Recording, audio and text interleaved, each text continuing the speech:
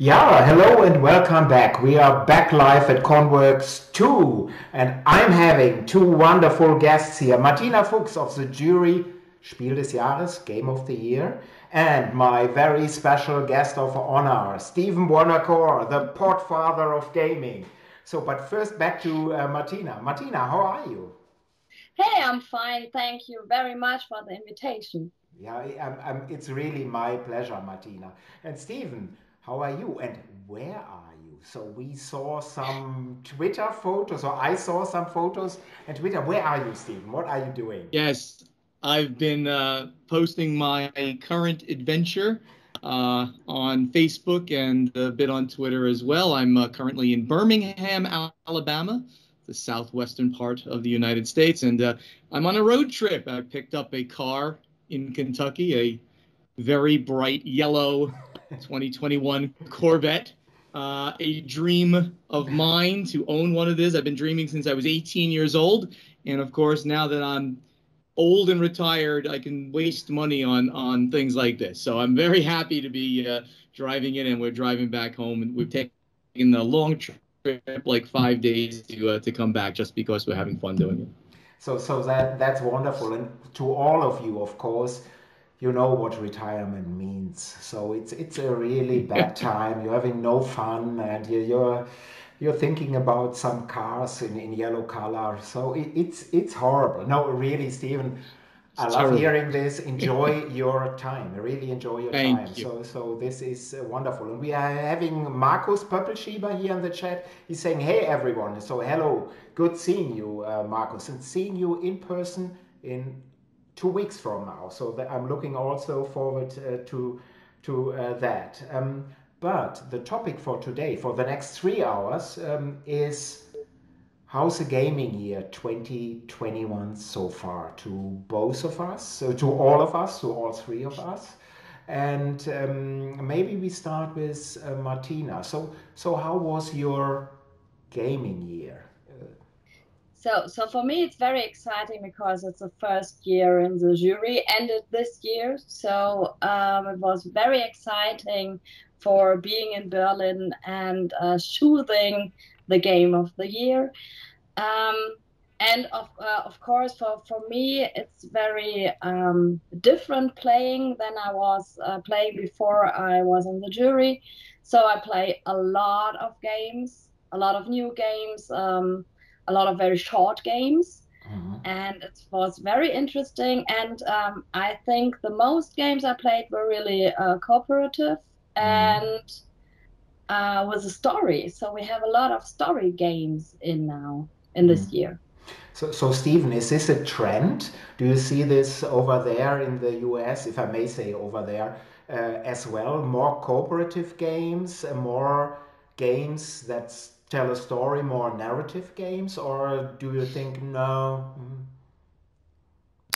Yeah, I mean, I think the trend, and this has almost nothing to do with the pandemic, is that we've gotten the industry has come full circle. I think gamers have come full circle to really want to see theme in games. Really want to see different and interesting stories being told. I mean, I know that during this past year, not actually the last several months, because of various things, but I mean, I got into playing Gloomhaven in a big way, and just loving that kind of narrative that that game gives you. Really gives you this story. And also getting back into role playing games that I had not been in for many years since I left New Jersey and went to Florida, and doing that now online, all of those things together. I think it's both. I think it's certainly a general trend of the industry, and I think as we evolve as gamers, not only just moving cubes around on a board, but really understanding, well, what are we doing here, and what's that story that this game is unfolding. I think that's an important thing. Yeah, I agree 100%. Of course, the hobby, or as we called it, the hobby now it's an industry. It's and not the smallest one anymore. There are games for all types of players. If you just want to play small trick-taking games, You have 50 different options. If you want to play the big, huge strategy games, you have so many options. But what was funny, I saw Martina smiling here when you mentioned Gloomhaven. Actually, it's one of her favorite games. So, oh, is it? Yes, of course. I've played about 300 hours Gloomhaven. Wow. 4 different campaigns. And it was very cool that we have now the small Gloomhaven, which we can play with the kids and so on.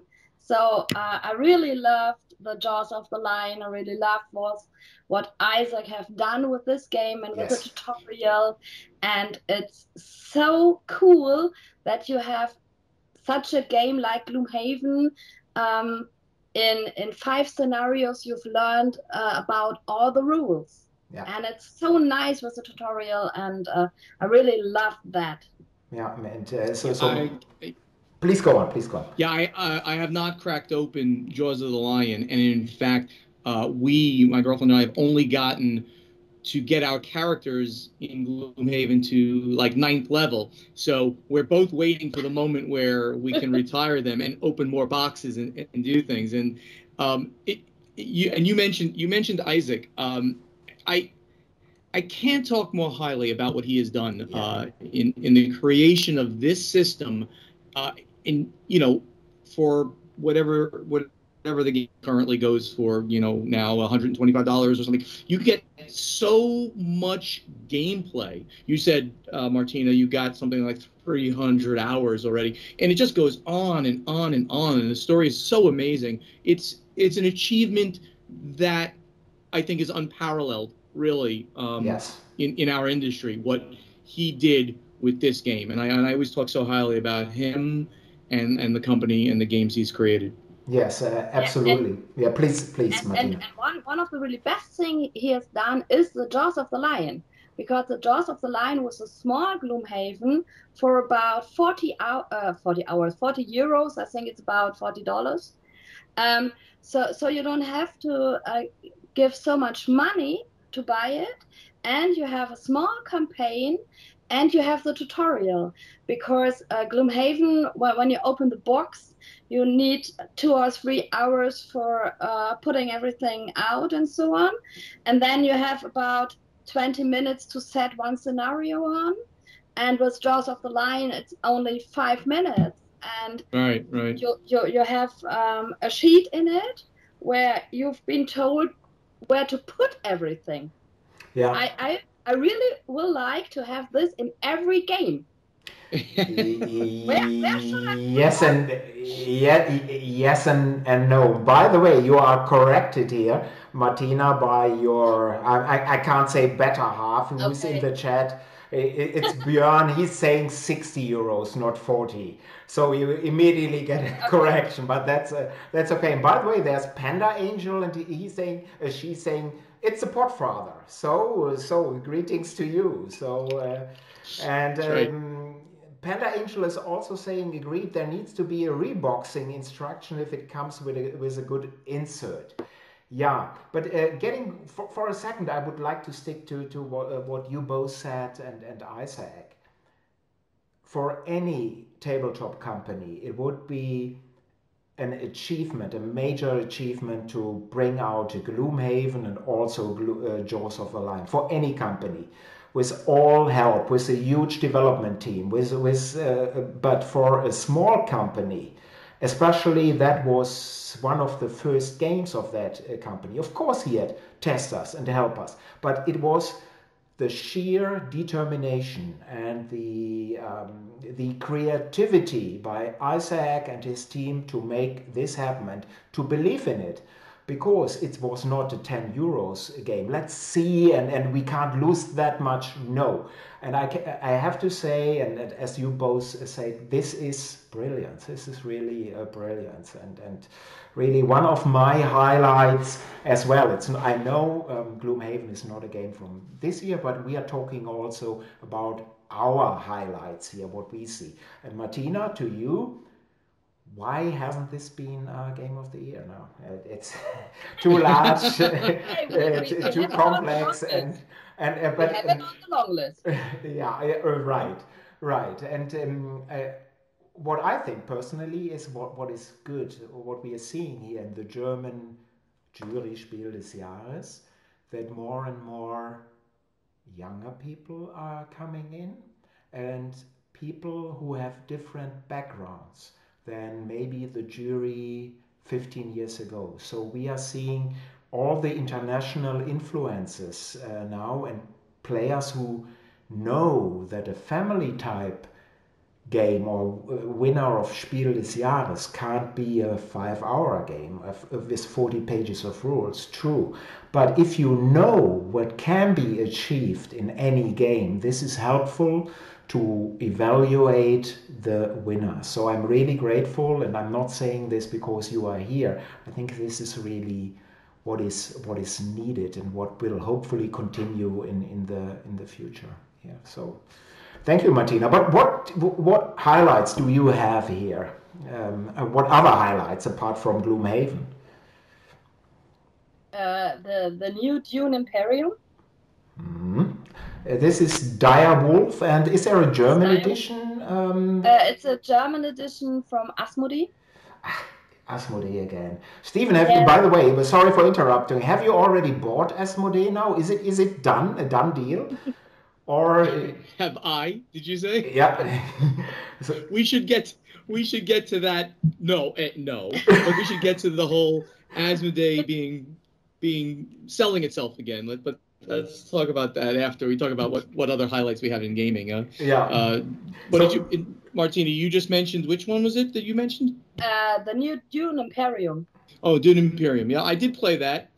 Excellent. I don't have the thematic connection to Dune. Like I think to really appreciate that game, again, talking about theme and things like that, I think you need to really know a lot about the storylines. Now, I know about it from the movie, that very epic movie that was put out in the 1980s.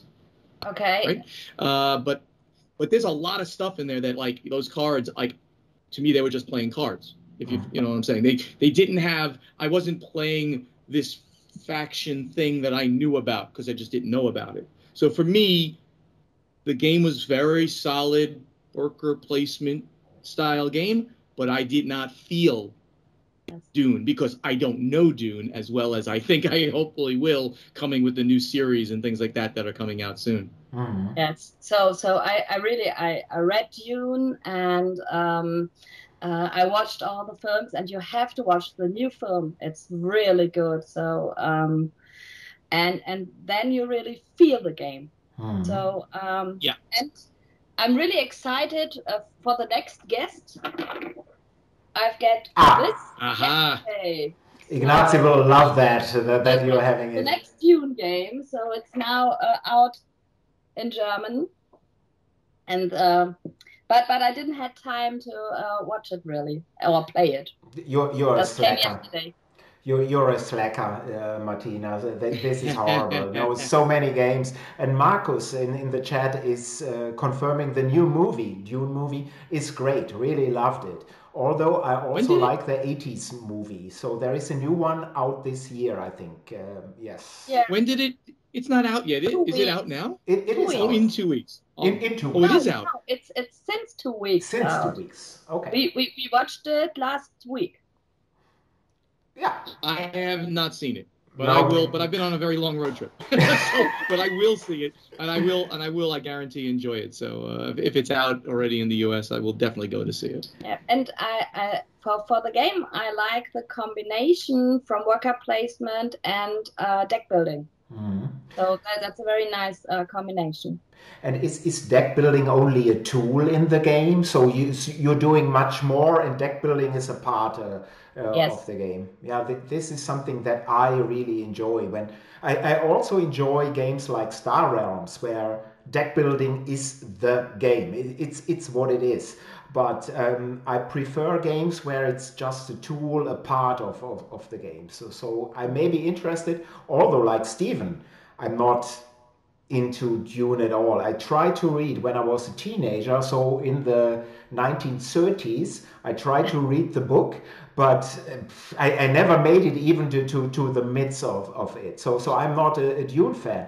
I have to say, and then I will close for me this Dune thing, is I have this Gale Force 9 Dune version, which is re-edition of the old Avalon Hill game by Peter Olotka and team, and the old Eon team that did it for Avalon Hill, but it's sitting unplayed here as well because I really have no connection to Dune so far. But I'd love to play, and maybe in January we can play this, Martina, when we are playing Of course. together. But Stephen, what other game have you enjoyed recently? I played a lot at the Gathering of Friends, which we missed you obviously there, and all the Europeans who couldn't make it. But one of my highlights there was a game by AEG, Cascadia. I don't know if you've played that. Martina? Yeah. Will come in German next year from Cosmos. So and it is a fantastic light tile laying game where it takes place in, thematically the U.S. Pacific Northwest and Canada, and you're laying tiles that are different ecosystems that the animals will then populate, and each ecosystem can only take one or a few different types of animals, and you then want to group the animals in the ecosystem in various ways, having them either in groups or not in groups, in lines, like salmon must be in a line. That's the right. Salmon travel in a line, and bears don't want to be next to too many bears, but a couple of bears are okay, and things like that. And I found it beautiful. Number one, it was just really beautifully illustrated, as well as very easy to play and get into, and it really removes all frustration. Similarly, but almost on the other end of that statement is also by AEG, a game called Calico. Calico, yeah, I've heard the name. Yeah. Calico? Calico, which is a type of cat, and it's a cat on the cover, which just so happens not to be a calico cat, but that's a whole other weird story of why they did that. Calico, it's a play on words apparently, because calico not only is a cat, and there are cats in the game, but it's a type of stitching or something you do when you're making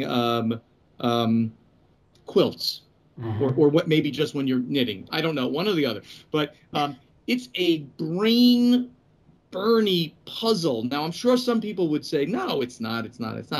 But I found it my girlfriend's right over there. She loves the game. It's so difficult. You're doing 3 different puzzles at the same time in 3 different places on your board.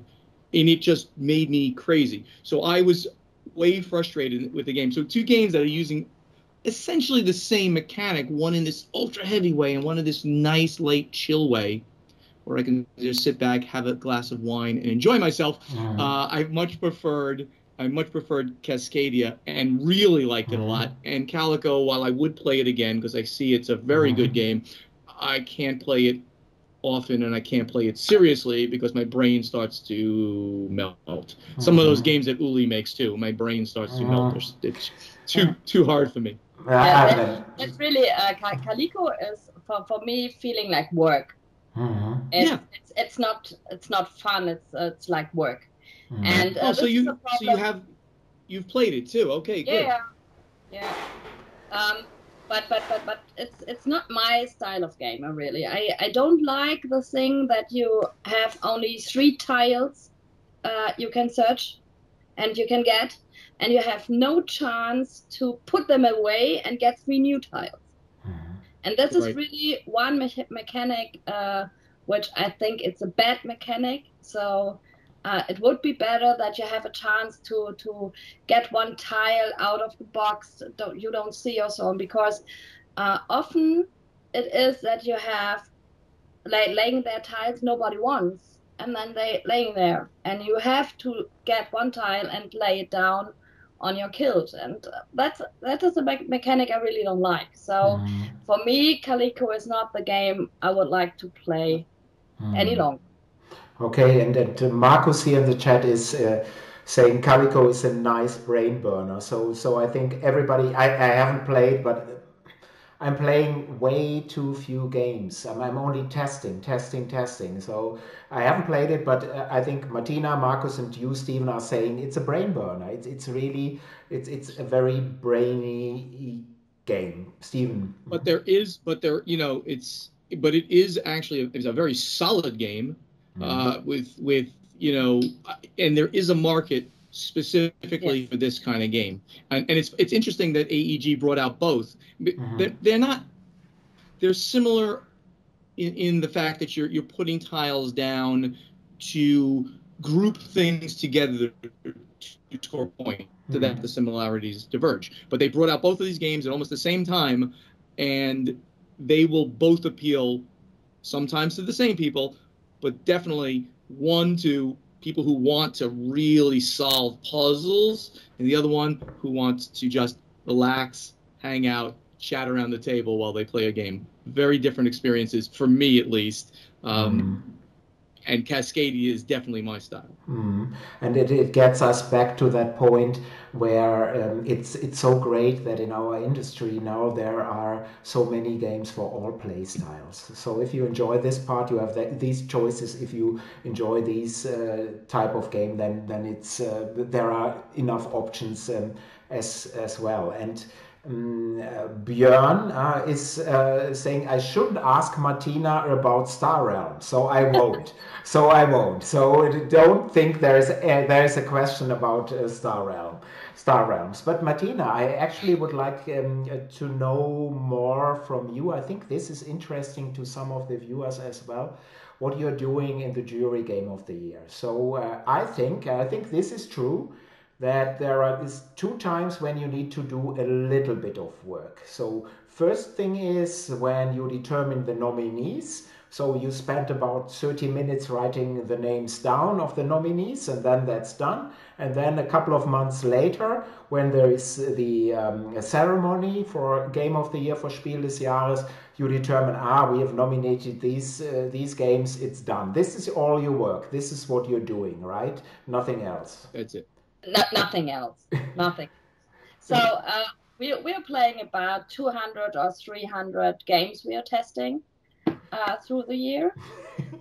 And it's not only the games you would choose to play, or I would choose to play, but this is really, for me, very interesting, because I'm now forced to play games I wouldn't play before I was in the jury. So this is very interesting, and we try to play it with a lot of people. So playing it with people who play a lot, playing it with people who play up to nothing. So you can have a look how the games work with other players.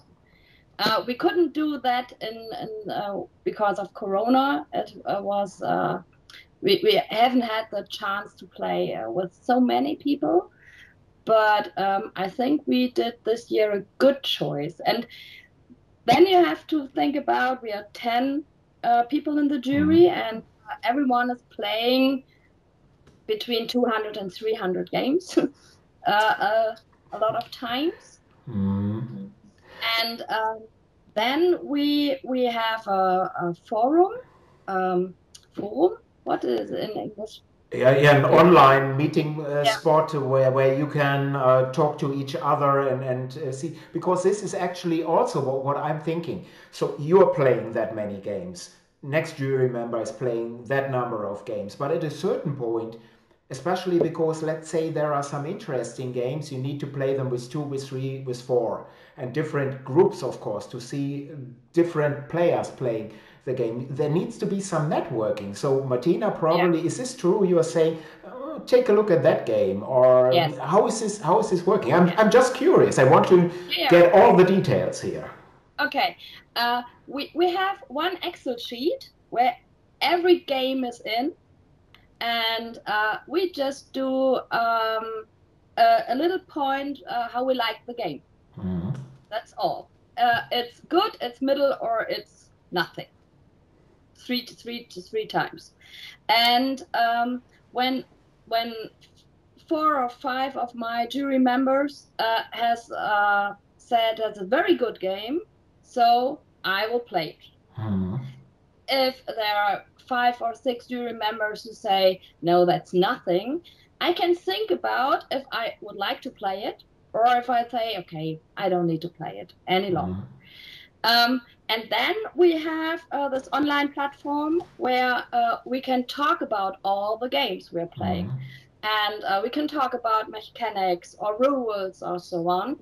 And then you see another, okay, we had one game everybody loved, and I hated it. I really hated the game. And then you're thinking about, okay, what's wrong that I hate this game and every other loved it. So you try to get it. You're playing with another group, and this group also say, no, it's terrible. And you're asking your jury members, why do you like it? I think it's terrible. And so we're writing and we are talking together, and that's what all the year is. And what do you think? We sit together half an hour. It's about 12 hours one day, and then the other day was 6 hours. And after that, we have the long list and the nominees. So it's it's hard work, and no matter what you think about the value of the jury game of the year, Spiel des Jahres, you can say it's great, it's not so great, or whatever. That's but if you think it's done with a snap of the fingers and these are the winners, no, it's hard work. And Stephen, please. Yeah. So Martina, but you do get paid about what, 300,000-400,000 euro per year to do this, of course, right? No, of course I'm getting nothing. So I want to just say, say to you, bless you, and all of the jury members. I've met some of them. I've met Tom. Yes. He's not there anymore. Tom Felber. Yeah, he was wonderful guy, and the ones that used to come and still do. I hope, no, maybe not this year, to BGG Con. They used to come there. BGG Spring. That's right. It was BGG Spring. They used to come and show off all the new games right before the voting occurs. So I gotta say, just bless you people for going through this, because I could never sit there for 8 hours a day and play games I don't like that were just killing me. And especially these days, I certainly, unlike Uli, right, who has to play prototypes and this and testing. I want to sit back and only pick the games I like a lot. And I also, by the way, have a great love of games. So even if it's not my style, I don't hate it. I don't really say that I hate it, even if I really I don't like this too much. I don't want to play games like that. I want to play the ones that let's just play this. I'm so happy to do that. But you guys, and the fact that you go through this, you're making the big bucks to do it, right? All right, no, you're doing it for the love of it, and that's wonderful. So thank you so much for that. Yeah, absolutely. Thank you, Steve. Also, Björn, again, your worse half, Martina, is in the chat again, and he's saying, choose the Spiel des Jahres by rolling dice, classic. Yeah, maybe it's that, but Panda Angel is saying agreed, so thank you also from Panda Angel. And to you, there is a comment, Stephen, from Steffen. He's saying, you are an extremely cool guy. Hi from Becherbach, Germany. So you see. But Steffen, you haven't seen Stephen driving in his new Corvette, so then you would probably say he's a cool guy. So, but you're making me blush. Stop, you make me blush. Stephen, actually, I wanna talk to you now for a second about the convention season, and of course, Martina, this will be a topic for the whole evening here later, also with Ignacy and with Ben, because Ben was at BerlinCon a sizable convention. But Stephen, you were 2 weeks ago at Gen Con, which is not a sizable convention, but one of the largest ones, on par with Essen on normal years. So please give us your insights, your personal experience. How was it being in such a crowd? Right. So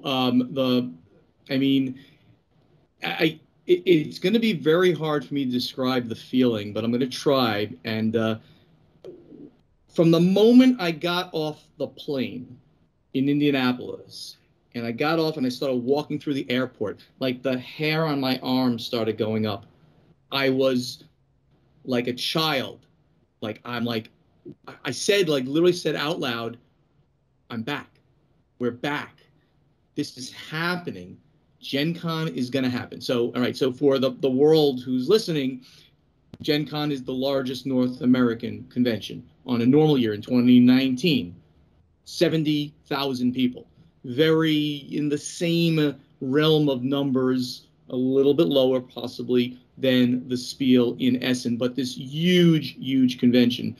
Being back there and just saying like, wow, we're back to doing this again made me feel so good.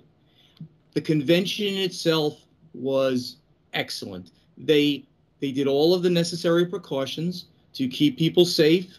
There were greater distances between booths and tables and everything. Everybody, 100% of the people were wearing masks. While I don't know this for fact, certainly gamers seem to have I'm just going to say smarter, and therefore they're getting vaccinated at higher rates. So I'm going to make a good assumption that most people even were vaccinated. And as we can now see, we're not hearing that there were a big spreader event from this. So all of that safety was apparent, and it made you feel good. To keep the energy level up, they brought and you've been there. I don't know, Martina, if you've been to Gen Con. It's, the most of it takes place in the exhibit hall, like the Spiel. It's many exhibit halls. In Gen Con, it's one huge exhibit hall with then other halls for different types of gaming. They brought the back wall and some of the side walls in using pipe and drape. In Essen, you use like physical hard walls. In Gen Con, in American conventions, they use those metal pipes with the black curtains to separate the booths. They kind of brought the back wall in using that, and some of the side wall. So that 20% or so that would have been Asmodee and Paizo and Ultra Pro, they brought those walls in to keep the energy there. But still, the halls own. So if you lose 25%, let's just use that number of the hall space, but you decrease the attendance by half, down to 35 from 70, you have plenty of space, but the energy was still there. You can actually walk through the exhibit hall without the walking like this and bumping into people, which would absolutely be the case in 2019. You just walk through the hall with lots of people and visited all the booths you wanted to. So from all those perspectives, it was a great, great experience. And everybody who was there basically said, wow, this is good. We did this safely.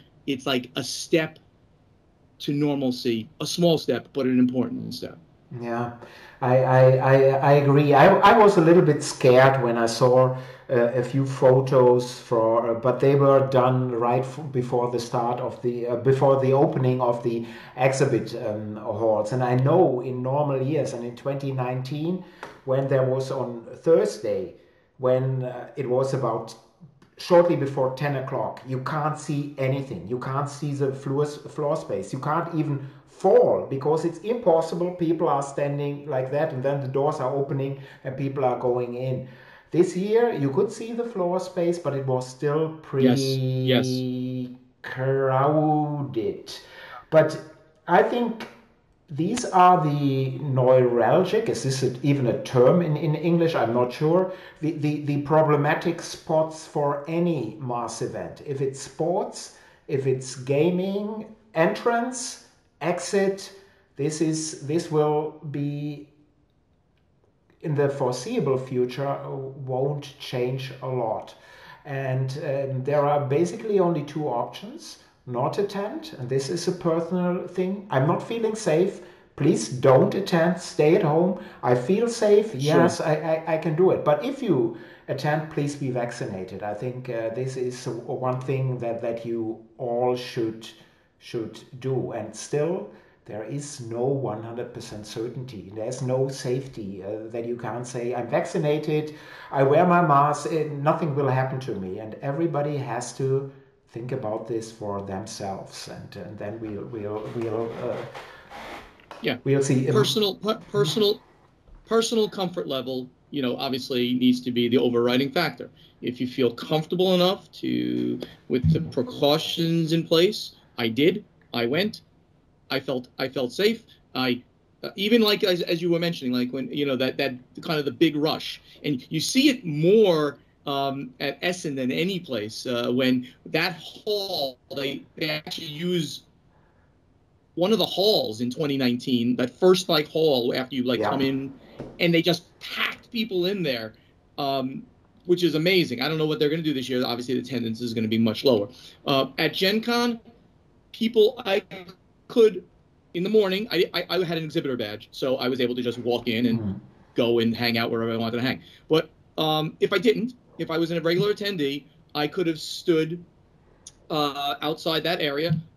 Easily in an area that I could have put my arms out and not be touching someone. Everybody was respecting space. Nobody was putting themselves on top of each other. As long as you're not maybe right on the, right there, that the first person in, maybe somebody was crouching. If you were back 20 feet, you had enough room to, at least for my comfort level, feel safe. And that was on the way in, on the way out, and of course, in the other halls were even less crowded than in any area. Like if I went to some of the organized play areas, there was plenty of space to walk around and look at things. So I felt comfortable, but I think everyone's opinion should be respected. Yeah. One person says, I can't do this for a while. Cool. Other people say I can, and that's good as well. Get yourself vaccinated, of course. Yeah, I agree here, and as most of you know, but the next major convention is right now. It's Origins in Columbus, and then we are having in 2 weeks, of course, Essen. And Marcus here in the chat is saying, listening to Stephen, I get goosebumps. Looking forward to Essen. So he's excited just listening to you what you're saying. And Marcus, you should be excited. I mean, I was going to go to Origins, but I had this other trip I had to take, and I really, really wanted, and I told Uli, I'm going to see you in Essen this year. Then you said you weren't going to go, and obviously it's just very hard for an American now to travel to Europe. Yes. Even the EU said they were recommending no Americans travel at this time. So with all of those factors, and the fact that, of course, as they won't be there, so many other companies won't be there, it was a good idea not to go. But I fully, again, intend to hit all the major conventions next year. It is, to me, it's some of the most exciting times in gaming is when you can see that energy of all the gamers coming back, playing games together, seeing what the latest great games are. That's so much fun. That's such a fun thing about this hobby. And the two big ones, of course, Gen Con in North America and the Spiel in Essen, and that Spiel, of the two, the Spiel is my favorite. I love going through those halls, and of course now as an attendee versus an exhibitor, I'll really have the time to just cruise the halls, chill out, hang out. I'm going to go to all the booths that give out beer. That's the ones I'm going to go. Yeah, I will have beer for you and a whiskey and anything, Stephen. And actually, I'm going over to Martina here. I'm at Spiel this year, but with a tiny booth, so 5 by 2 meters, just my advertising stuff. So I'm going back from 90 to 10 square meters. So that is 2D119. So if people want to visit me, and Marcus, by the way, he will be also there. So 2D119. But Martina, how are you seeing I didn't know you were, just one more thing. I didn't know you were going. I thought you had pulled out. So I'm glad to hear that you're able to go. Fantastic. Actually, I had decided in Essen, you have to decide till May, end of May. You have to book a booth or not. And I said no, because I wasn't vaccinated. I had no clue what would happen. But then I got vaccinated in time, and I said, let's give it a try. But because I'm not knowing what will happen, I said, well, tiny setup this year and see what will happen. And before I now after Martina is saying, I have to make some funny comment about my booth afterwards. But Martina, first here, how do you see the major events now reappearing? How do you see it personally, not as jury, not as yourself, please? Yes, I've seen the same photos than you on Twitter from the Gen Con, and I really get a little bit of frightened because there were so many people at the place before the entrance. Mm-hmm. And then one thing I want to ask you, Stephen, the people were allowed to use community mask, or it wasn't all medical masks on the in the US, I assume you mean like what we call N95 masks being a medical mask, yes. And community mask is just a regular mask. Yes, people normally wear regular masks, non-medical masks. Yes. Yes, and this is different to Spiel because you have to wear medical masks. You're not allowed to wear any other masks. Mm-hmm. So this feels better for me. For me, it's going to Essen. It's feeling a little. I can't say it in German. It's mulmig. I don't know how. So a feeling where you are not sure, where you are unsure what to expect. I'm unsure. Anxious. Anxious. Absolutely correct. Mm-hmm. Yeah. How I will feel when I will be there. I will be there 5 days, like I was at Spiel all the time, and then we'll have to look how it really works. So how is the feeling to being with 30,000 people in there? I can't imagine really how it will be. It's really difficult, and this is also something where I'm very unsure. I haven't revisited sports stadiums till now, although I love to see a hockey live game. I really love to see it when I'm now seeing it with television, and it is alone. We can now fill the stadium 7/10, so 3,500 out of 5,000. So I want to be there. I haven't done so far. So for me, it's also, I'm really curious what to expect. And one funny story about Essen. So I moved, which I wanted to mention earlier. So I moved back from 90, or gone down from 90 to 10 square meters. So 5x2, the smallest you can ever have. But then I thought Uli is really clever. Of course I'm not. So I said, out of these 5x2 meters, 3x2 meters will be my cabin. So I will have walls in there, of course, open at the top, so that I can at least, even at this tiny booth, I can sit down and talk to people and have my fridge for drinks. Of course. Of course. And outside there is a little bit of selling. I'm not expecting that much this year, but at least some people can buy. And I turned it in all fine. And early this week, März Verlag, the organizers, they contacted me, and it's in the regulations. It's not their fault, it's my fault. It's not allowed to do so. You can only have 2 meter, actually just 30%, so 1.66 m that is closed. So everything above this has to be open to the public. So, and I said, well, with 1.66 m, this is a little bit small to sit in there.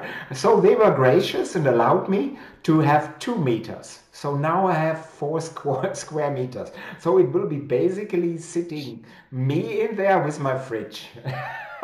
This will be so if you're claustrophobic, you shouldn't enter that spot in there. So that's my Essen story. But going back to the sizes, which you briefly mentioned, Stephen, in normal years, you said rightfully so, there are 70,000 people at Gen Con.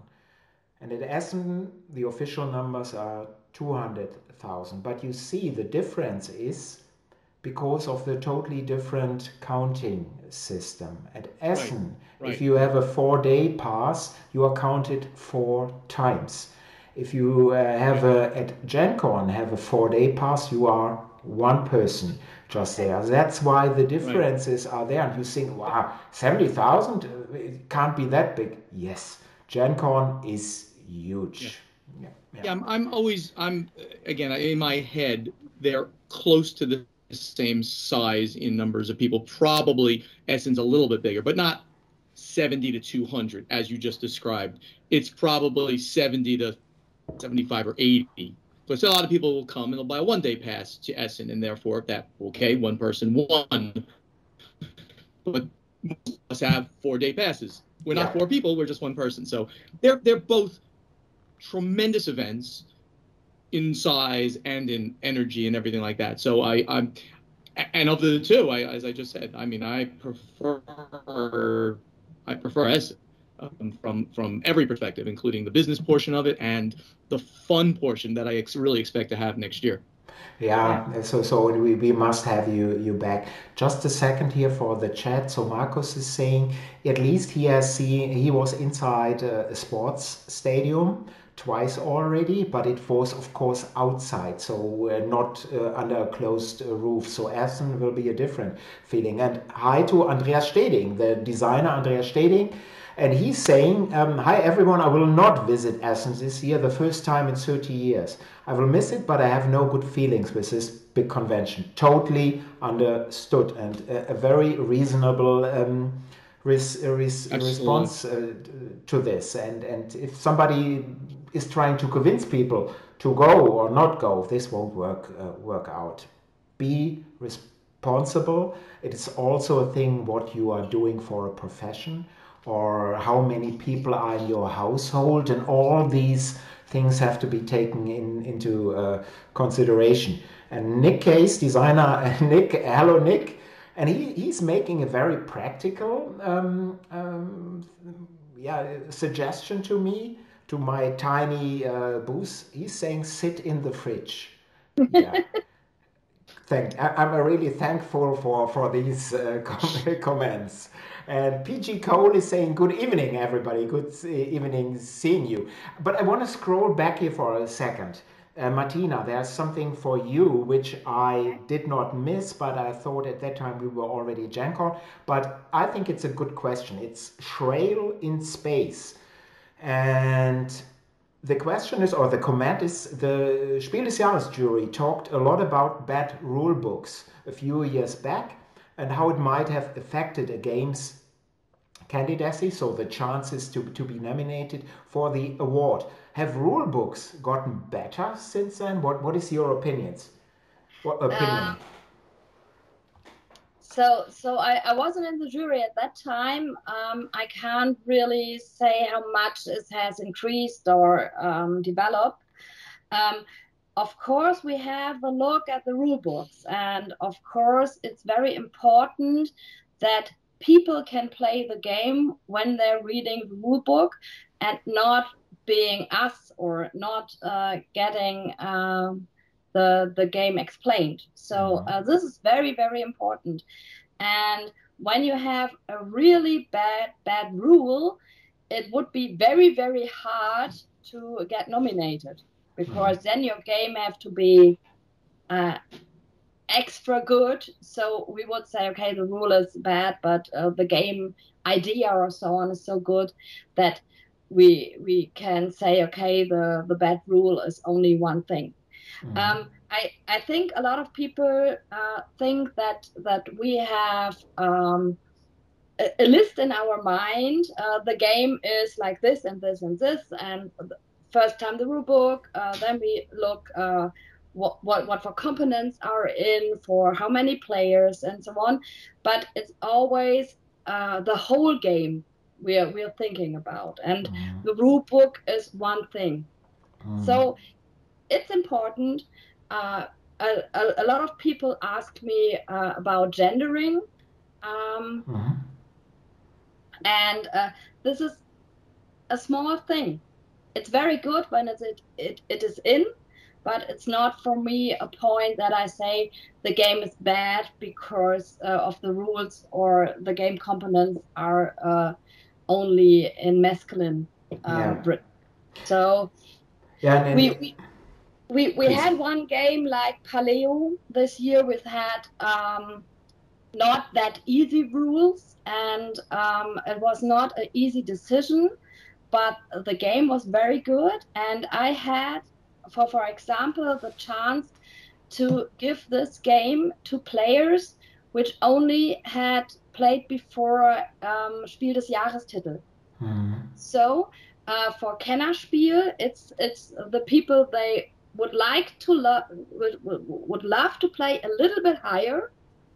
And I found these people which I can send Paleo and just send it and say play it, and they loved it and they could play it with the rules. And this is important.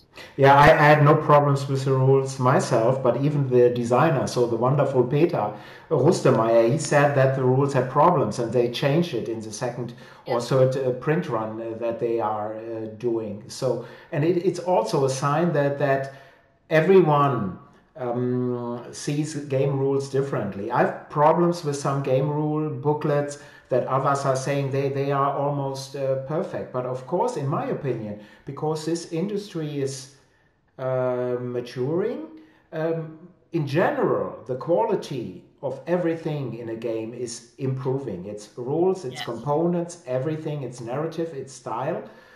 Everybody is constantly raising the bar. But still, of course, yes, everything can still be improved. That's my firm opinion. And thank you, Martina. This was because I think that some people really think there is a list. And so first rules, I can understand them. Check, and then you have a final score and done. Because games are so much more, in my opinion. They have a soul. It's more than cardboard and wood and plastics. And only the sum of all these parts in a great game, it's much more what comes out of it. And your description here was wonderful. But Stephen, he's going on his cruise in his Corvette in 7 minutes. So, Stephen, anything to add at this moment here? I wanted to touch upon the topic, the news. I mean, I think the biggest news of this year. Again, I come out of a business, a Wall Street background, right? As I think you know, and most people know, I was in IT on Wall Street for 35 years, and then migrated myself into hobby gaming, first by doing both, and then just, of course, doing Stronghold games until the retirement. And this week, the news has come out that Asmodee is again being sold. The company who owns them, PAI Partners, which is a venture capital fund, is selling them, putting them up for sale at a valuation of about €2 billion. For the dumb Americans, that's around $2.2 billion. That news to me was so staggering. And then compounded on that is the fact that the company who is going to be brokering this deal is Goldman Sachs. Now, this is truly my worlds colliding. Goldman Sachs is the largest investment bank in the world. I worked for large investment banks and other financial institutions. I worked for Lehman Brothers. You might have heard about them. They were a large yes. company. They were, yeah, they might have almost brought down the world economy. Yes, I was in IT. Don't blame me. So they were huge, about the fourth biggest at the time. Goldman Sachs, the biggest. They handle the biggest deals.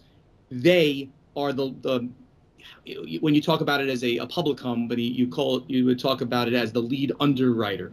They're probably not going to be taking Asmodee public. It's probably going to be sold to either a public company, I doubt it, but maybe, or to another venture capital fund. The fact that it's $2.2 billion valuation, the fact that the leading investment bank in the world is part of this, it just says volumes about where we've come. Just in the short period of time that I've even been in the industry, right? Yes. I've only been there for 12 years. Uli, you've been in there longer. 100 years, it's yes. Staggering that we can go from a big company, Asmodee, at one time in like 2014, sold from Eurazeo. No, I'm sorry. They were bought by Eurazeo for 145 million euro. They were then sold to PAI for 1.2 billion euro, and now they're 2 billion euro company. Staggering numbers, first of all, just on that valuation and that meteoric rise in valuation, but also on the story of our industry. Yes. Our little cottage industry. We talked about this when I entered this. We've always called it a cottage industry. Oh, these little companies, they're doing their little things. We already had some pretty darn big players. Asmodee was already kind of big in 2009 when I got in. And there was Fantasy Flight that was doing, I don't know, 30 or 40 million dollars in sales maybe back then. And now we're talking about it in the billions of dollars. And I think this is a wonderful story for everybody. And people like to rail about Asmodee and bad things, air quotes, that they've done, and possibly, in good faith, taken over distribution in various areas. Those things have negative impacts on certain other businesses. Their overall net effect has been positive, and just in general, the expansion of them and the industry, of course, has been an overall positive thing. So I'm floored by this entire story, and I love talking about it. And I was really happy to be like the first person to like put it out there, that I found it on a French website that then got onto an English website. And now I'm going to be following this to find out, well, who's going to be the final buyer. But even that story is less important than the fact that it's happening at this level. And they will be sold, give or take, for 2 billion euros, which is amazing. Yeah, it's really amazing. And there are some questions here, but we will move these to the next hour probably. I just want to say something here for you, that you have to hear this. So PG Cole is saying, I'm so jealous of the cruise with the Corvette. So, and Marcus is saying, Stephen and Ignacy won't be on together. A shame. No, actually, Ignacy said, I'm only coming when Stephen is already gone. So that's what he said. No, of course he did not say so. So listen to, and this is really, if you want to hear more industry news, about our tabletop industry, you have to, it's really, I'm not saying you should, you have to listen to Board Game Insider. It's out there weekly, you'll find it, Board Game Insider. They have a Geek Guild and on BGG too. It's mandatory listening to, so it's wonderful. All the industry news and much more. Ignacy and Stephen there.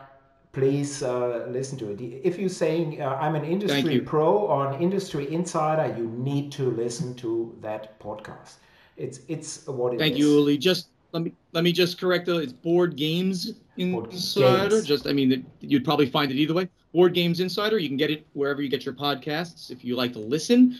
Or you can go to my YouTube channel, The Podfather of Gaming, on YouTube, and I post the video now. It started about 8 months ago. We started recording both audio and video together. So I post the video of Ignacy and I speaking to each other there. If you'd like to watch us, we're not that good looking, but if you'd like to watch us do it together and tease each other, you can do that as well. So, I mean, thank you so much. Thank you, Martina, and thank you, Uli, for having me here. I really appreciate it.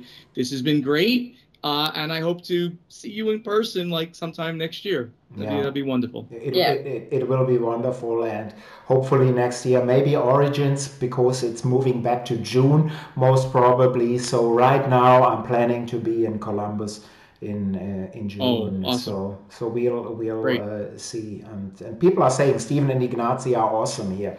And yes, that's what it is. So we'll let you go. Enjoy, and my love from Germany to your girlfriend and to you, Stephen. Enjoy your day, and Martina and I will stay, and we will see if Ignacy is there. So thanks a lot.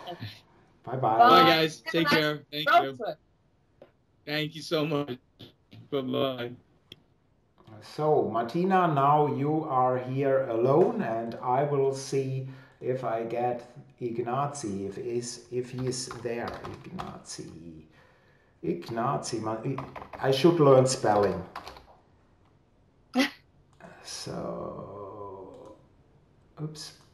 Now everybody can see your... Yeah, it doesn't matter. My list, yeah, doesn't matter. So we are now calling Ignacy and see that. And there he is. Ignacy, can you hear us? Hello. Yes, I do hear you. I do see you. So wonderful having you here. So you're so lucky that you don't have to see that Stephen guy anymore. He already left, is cruising with his Corvette through Alabama and Kentucky, so let him go. So I cannot stand him. I had to record podcast with him this week, so I'm already done with Stephen. I can imagine.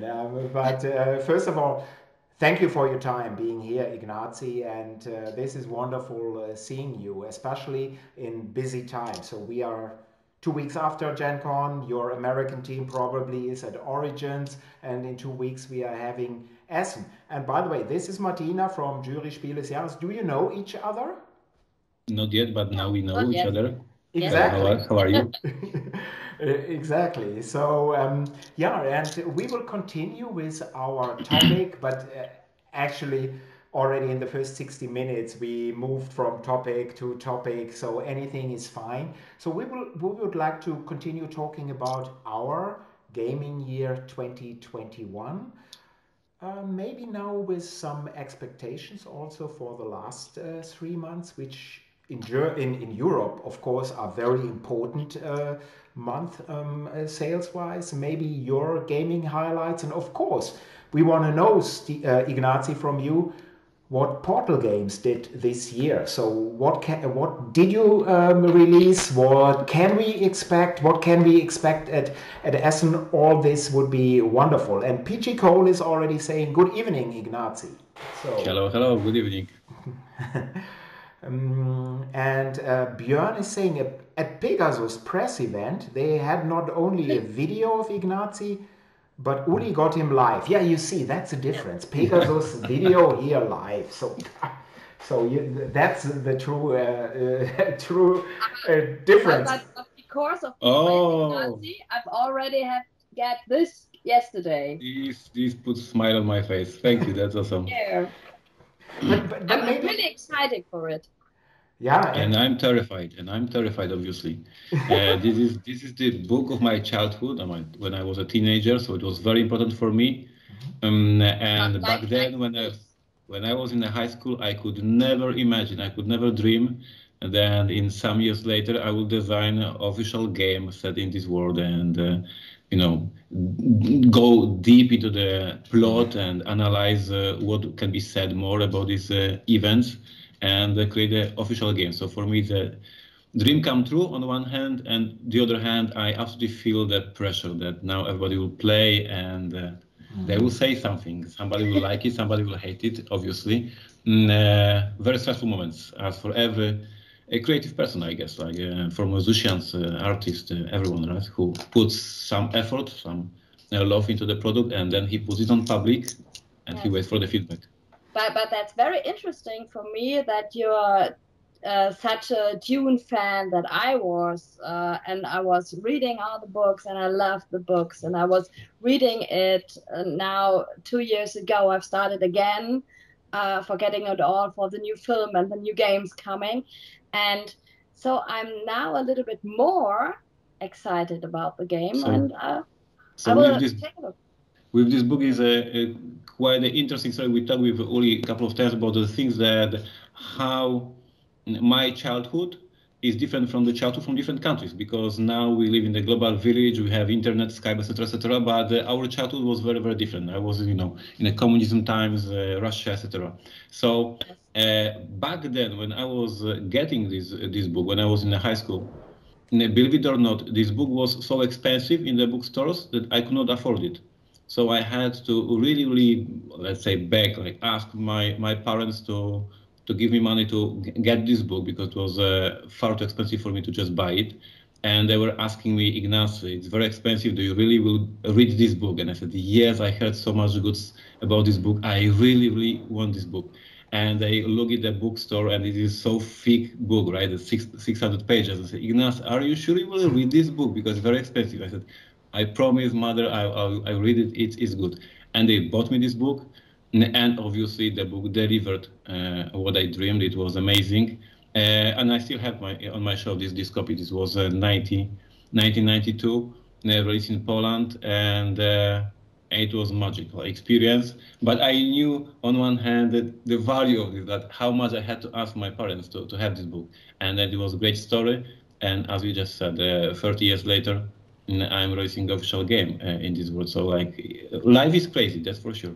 That's 100% sure. But I want to stay here with this Dune game for a second. But before that, there are so many comments right now that I need to tell. Greetings to the chat.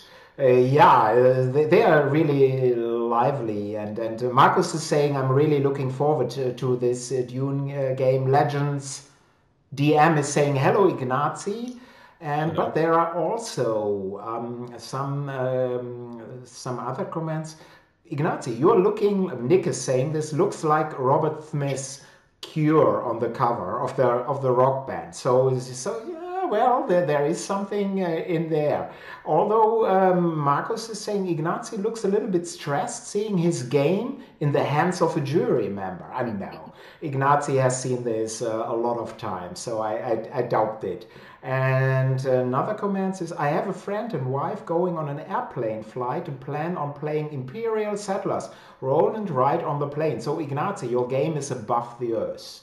So this is a amazing, wonderful comment as well. But I want to stay with Dune here. Was it difficult to get this license? So you were eager to because you love the IP. Was it difficult to get it, or how did you achieve this? We were approached by Legendary. So what's very interesting, I don't know how public it is, and I hope I will not get into trouble. But what a Legendary is doing, they're managing this IP in a very smart way. Looking for different genres of games to match them with the Dune. So we have the strategy game, Dune, the old one, that is for the old who wants the dudes on the map, and negotiation and fight. We have this Euro game, Dune Imperium, that is deck building, a worker placement game, completely different genre. A few weeks ago announced the Resistance version of the Dune, which is a completely different game. And they approached me as this guy who makes board games to tell stories, who makes narrative games, and they asked me if I'm interested, because they knew about Detective, they knew about my portfolio, and they said they're also looking for the Dune game that is not Euro game, that is not strategy game, but is a story driven, and they picked me as their choice, and of course I was very, very happy. So it is the moment that your reputation, your past work pays off somehow. I was so proud that the Detective made some waves, made some a good impression on different people, and then somewhere in America, in some big buildings, somebody was deciding who will do our Dune game, and they reached to me. So of course, then we started negotiating, discussing how we can imagine how to create this game, and we presented the script, we presented the idea for the game, and it was accepted, and it was a great moment in the company. Because this is literally, we on Legendary, as the owner of the IP, of course, is managing all the business, but the script, the plot for the game is accepted by Herbert's group, like by Brian Herbert, by the people who write these books and know the whole story. And they have to green light if your plot, if your idea for the story is legit and good for the original books. And I have an honor to work with Przemysław Remer, my writer who writes the main plot. Like I'm doing the gamification, I'm doing the cards, I'm doing the rules, but he writes the whole script.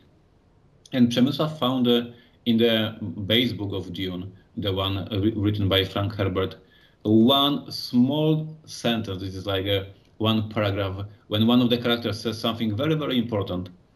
And then Frank didn't follow up with that. Like I don't know if he forgot about this. Even he thought he would, go with this in different books, and he forgot. I don't know. But there's a very important sentence, and then nothing mentioned.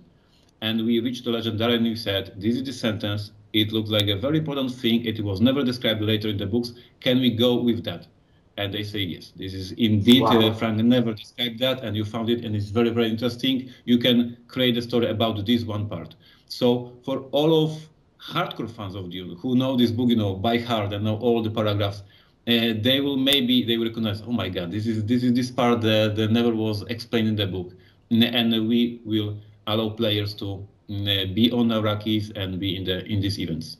Well, this is a great story, Ignacy. Thanks for sharing. So even I personally, as I said earlier when we were talking to Stephen, I'm not a huge Dune fan. So actually, I had the book, the basic book, but I never completed reading it. It didn't do a lot to me, but this is a great story. But Martina, you are a huge Dune fan. Now you've gotten the German edition of that game. So and you are in the jury game of the year, but you are also a fan. So how do you approach this game box now? So what are you planning to do? Normally we wanted to play it yesterday. We got it yesterday and we just wanted to start, but the problem is that the app didn't work yesterday. The German one? Yeah, the German one. And but we get now the code for it, so I'm sorry, Oli, I can't stay any longer with you. I have to play now. Yeah, this makes sense. Goodbye, Martina. It was good seeing you. So you're eager. So this is a game, to understand this, Martina, you would put into the Kennerspiel category, right? Mm-hmm. Yes, I think so. I haven't played it yet, so I can't really say where it stands. Base game of detective was Kenner. I think. Yeah, the detective is Kenner, so it should be in this range. So interesting. Yeah. If I may say, because this is also interesting, you mentioned that you haven't read the book. Martina knows the book, and when we were playtesting the game, I divided all employees into two groups. And we had those internal communication tool, and I said, everyone says who read the book, who didn't read the book. Most of the people haven't read the book, so I said we have to split in the half the whole company, because I need two groups of the playtesters. So you have to read the book, so you are in this pool. You don't have to read the book. And then I have these two pools of playtesters, and we were playing with the different groups. So the whole game was playtested with the groups that never read the book, and the groups who read the book or even recently read the book. And out of this playtesting, we changed the game. So when I had this initial contract with Legendary, once again, Uli, I hope I'm not in trouble after this stream. This is too, right now we have 100,000 live viewers. No, so everything will be fine. So initial contract was for the game that is a campaign consisting of 3 missions. That is what I signed with the Legendary. And then when we were playtesting with these playtesters who never read the book, we saw they are struggling. This is you have to learn the new rules, you have to learn the whole world, and you have to understand the plot. So this is like a 3 layers, a problem to solve in one game night. And we decided we need to do a prologue. So in the game there is 3 missions as discussed with the Legendary, and then we told Legendary we are adding more, we are adding prologue, and this is like a 60 minutes, much shorter experience in which you will learn the rules of the game, and you will learn a little bit about the world. Very simple. So the plot, the initial plot of this prologue is very simple. You just learn how the game works. You just learn what's the world, what's this whole Arrakis, what's the Harkonnens, what's the Atreides. Yes. And the plot is very simple. Just don't worry about the plot. Just slowly land on the planet. And then when you feel like you are okay, then you go to the actual free mission. So this is, once again, many players, and it drives me crazy, when players on forums complain that games are not play tested. Guys, there's so much effort done in playtesting the games, and this is one of the examples. Like the publisher divided to different groups and even changed the product after signing the contract, just to make it after he got the feedback from the playtesting. So kudos to my team for all of them who had to read the book and read the book to help the playtesting. And I hope you will guys all enjoy. Even if you haven't read the book, you will have this prologue that puts you slowly on the planet. Mm.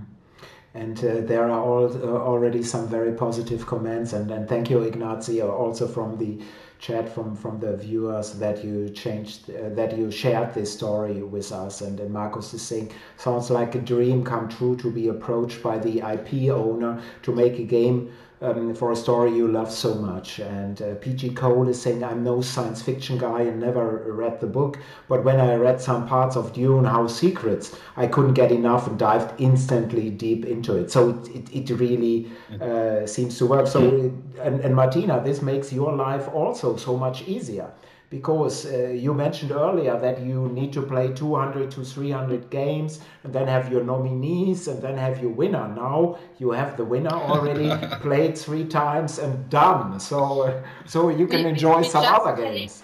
We just take the whole 3 Dune games for nominees, and so I can't stop to play all the Canon Spears. Yeah, of course.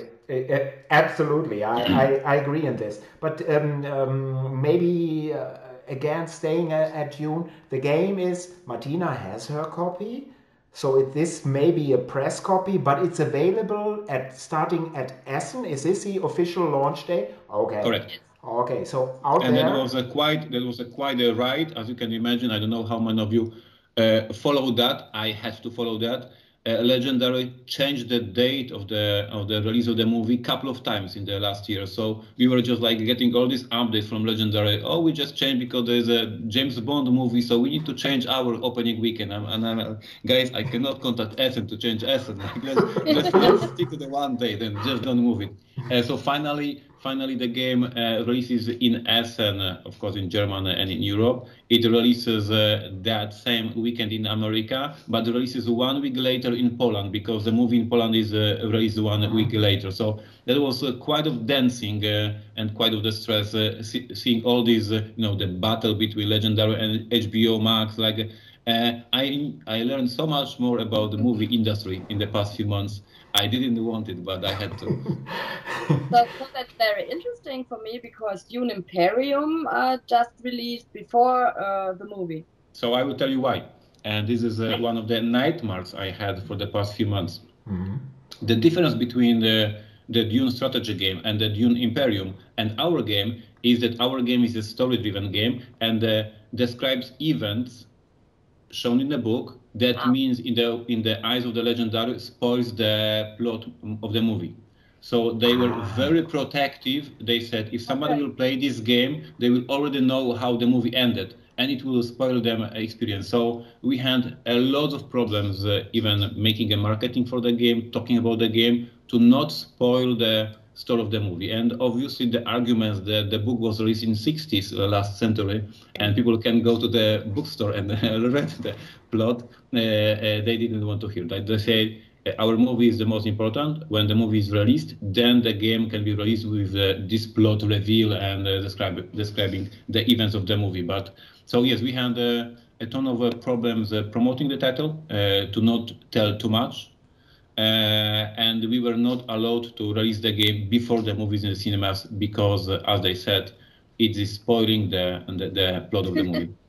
So I really have to say that I was happy that I know the book when I was watching the film, because the film really ends with a huge cliffhanger. And so I'm really happy that I know how the story continues and I don't have to wait till the second part comes. Yeah. Yeah, and but again, great story here, Ignacy, because some people are thinking this game has been announced, has not been announced. Why isn't it out? And all this. It's sometimes it's really difficult, and the more people. We don't have the shot. The game is printed. The game is in the warehouse of the Pegasus. The Pegasus would love to ship it to the stores to start selling it right now when the movie is in the cinemas right now. But no, there's like a big decision from the big companies, and you have to wait for the deadline that was given to you from the corporation. Yeah, we just have it because of the Pegasus press day. This review copy, yeah. To today, and so Björn has to be there because I'm here. So we have to split the couple. Yeah, but you see, the more important event is here. So yes, you are here, Martina, and Björn. Over there, I'm from the playback. So. Right, but there's more love for your game here. Legends DM is saying, I just got Dune Imperium, but if Ignacy hands is on a Dune game, instant buy for me. So yeah, thank you. And Meeple, Pete. So Pete is back. He is saying no more tasks. Hi Uli, chat, Martina, and of course Ignacy. So yeah, good seeing you back here, Pete. So Dune will be out at Essen, so everybody who is interested into Dune, who thinks detective is the greatest thing since sliced bread and wants more now in the Dune Imperium, should go to the Portal booth. Where is your Portal Games booth at Essen, by the way? So do you know the location? I can put it in here. This is the same location as for all the past years. I have no clue what the number is. The whole 3 next to the Pegasus, next to the yellow, but I don't know my number. You are not prepared, but now you will find that booth. So please check out that game. Yes, we will have a big banners of Dune. You will find us in the whole 3 for sure. Definitely. So, but what other games? Maybe we do it differently. Martina, which other Portal games did you play recently? Did you play anything from Ignacy's catalog?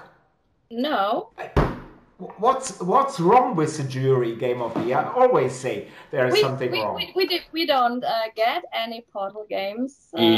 In defense of Martina, I have to say that the game that we released this June, that is called Vienna Connection, is released in Germany just this month, because we had a delay in translation from English to German.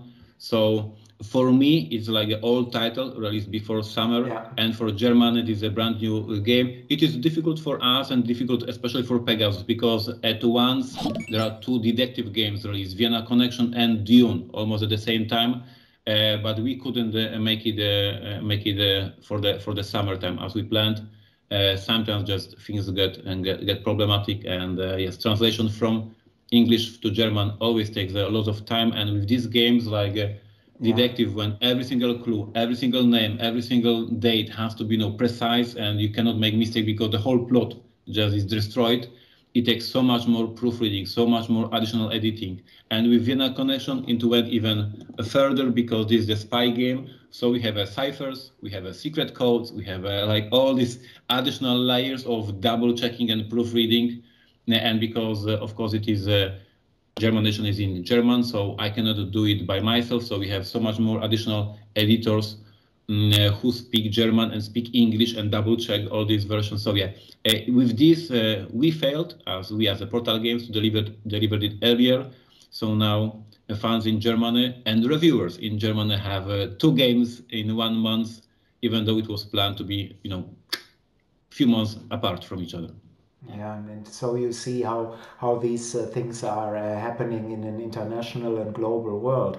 But still, each market has their own rules. And if you want to reach a larger audience in a certain market, you need to localize the game. And sometimes it's so much more than just saying, well, this is a technical booklet, as a rules booklet is, the terms easily translated done. No, especially in narrative games. And Ignacy and company are doing so many narrative games, it's very difficult to do so. It takes time. With the success of Detective in German market, we managed to hire the full-time employee here in Poland, she speaks fluently in German, and he's our translator full-time because of Dune, because of Detective, because of Vienna Connection, because of all these upcoming projects. But still, she's fluent in German, she's translating, but then you have these native editors who have to read carefully and double-check and triple-check. We work with the company Board Game Circus, who is helping us a lot with all this proofreading, a great team. Yes. So yes, we are very happy that we are growing, that we have now full-time employee just dedicated to German market, but still it is not our native language. So all the DTP guys, all the marketing guys, like everyone else except this translator is not speaking German, so it takes a little bit longer for us to prepare these all materials compared to English. Yeah, I see. And Mipropete is saying, I love my Vienna connection. Well done, Ignacy. And there is, I think this is a viewer from Poland, and sorry for mangling the name. It's Stolstabowski. He's saying Siema? Ignacy. Shema. So you see, sorry to all the Polish listeners. You see, bloody Germans can't speak English properly, zero clue about Polish, so happy to sit here. Sorry here. But Ignacy, so you will be at Essen. You are selling your full line of games over there. But personally, what were your gaming highlights this year, if you played a lot of games? Yeah, this year was very difficult for me because of Dune game, and then one more game that is not yet announced, but I just finished it technically today. You can announce it here. You can immediately do the announcement. Nobody will really spread the word. I'm sorry, it will not happen. So there was a lot of work this year, much more than I expected at the very beginning of the year. So it was a little bit less gaming that I planned, but I had some amazing experiences in games as well. I discovered Blood Bowl, which is a miniature game. And I was a hardcore fan of miniature games for years. And then I discovered board games, and I played board games, and I stopped playing miniature games. And then this year I was invited for a couple of games of Blood Bowl, and I absolutely enjoyed it.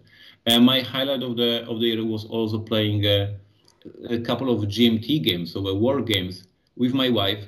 She was not interested before, but this year I convinced her, and she was playing and she was enjoying. So this is a great new genre of games that I can play at home and enjoy.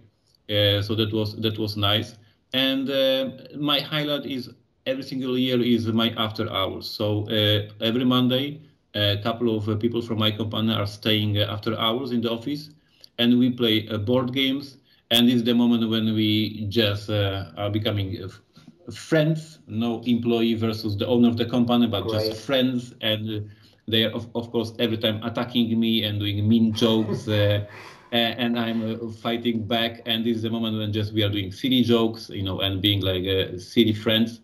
And every Monday, and I really appreciate every week just hanging with them and playing games, and sometimes even winning. Sounds wonderful. So really great. And I have some comments here in the chat, but I will put them back. Martina, we were an hour earlier, so when Stephen was here, and Stephen likes to talk about the big money, everything. So the big money. So that's what keeps him interested. And I know that you are sometimes are bored when you are doing Board Games Insider, and you are having these stories. Martina, what do you think about Asmodee and that they are on sale again? And what do you think Asmodee right now is doing for the industry? Because Stephen, of course, Stephen is Stephen, a wonderful person, always optimistic, and everything is good. So that's what Stephen is, and that's why near Stephen, the sun is always shining, and this is not because he's in Florida. It's really such a thing. But so he said Asmodee, it's basically it's positive. How do you see this? I'd be curious about this. Okay, I think it's very complicated. So on the one hand, I think what Asmodee is doing to all the small publishers could be a good thing. So that the small publishers sell more copies and have all the things which Asmodee do. On the other hand, it's getting more and more and more, and so I get a little bit frightened for the small publishers. How long can small publishers exist when we have more companies like this? On the other hand, like Pegasus did a little bit the same thing. When we are watching about, they sell the Portal games, they get Frosted games, and so on. So I really don't know how I should feel about it. It's a good thing and a bad thing together, I think. So. And that Goldman Sachs has said $2 billion. It's amazing, and I can't think about it. What Asmodee is getting so big at this time. So yeah, I certainly understand. But before I'm giving a brief comment, Ignacy, what do you think about this? Were you shocked, surprised? Just saying, I don't care. So what is your approach to this? I was surprised when the first we had the news about the PAI buying it for 1.2 billion 2 or 3 years ago. I expected it will take a longer time to make this evaluation higher, and I was expecting that this company will be sold, but in 5 or maybe 10 years, and they pumped this value of the company so fast. I was really surprised. So that was for sure surprise. Yeah, I agree. And my take on this is I see both the positive things of Asmodee and the negative things. So positive is, I think each industry, especially industry that is not really mature right now, we are getting better. It's good to have a light tower so that you see, oh, they can, because Asmodee can do things other companies can't do. They can't reach out to this, they can't do this. So that's really positive. And I think this is important for the industry, for the board gaming industry as a whole. And the negative thing is, but we are living in a capitalist world. That's what it is, that the larger companies get larger and larger and larger. And this is not that good in my opinion, especially because they are on the publishing side. They are also on the distribution side. And this is what makes it quite difficult, in my opinion, also dangerous, because it's not good that they control more than one of these levels. But only the future will tell what this means. The good thing is you cannot kill creativity. This is true for movies. Of course, everybody's looking to the blockbusters, to Hollywood and all this stuff. Bond now, Dune, this is what, but they are still, it's a small independent movie. It's done, and you cannot kill creativity in games at the same time as long as there is Kickstarter or GameFound or others, unless Asmodee buys all of them as well, but they won't do so. So there will be always the small guys, but they won't, let's face it, Spielworxx will never make any impact. It's simply that way. You have to accept this. And we need somebody that is huge, maybe the bully in the room, or sometimes moving the others to the side. But I think it's difficult. On one day I'm saying it's very bad. On the other day I'm thinking, it's not that bad. So we'll see. But mentioning GameFound is something I wanna bring here to the chat. Stolstabovi, first I think he wants to make me pronounce something really bad. So I think the first two words I can pronounce pretty well. Ignacy.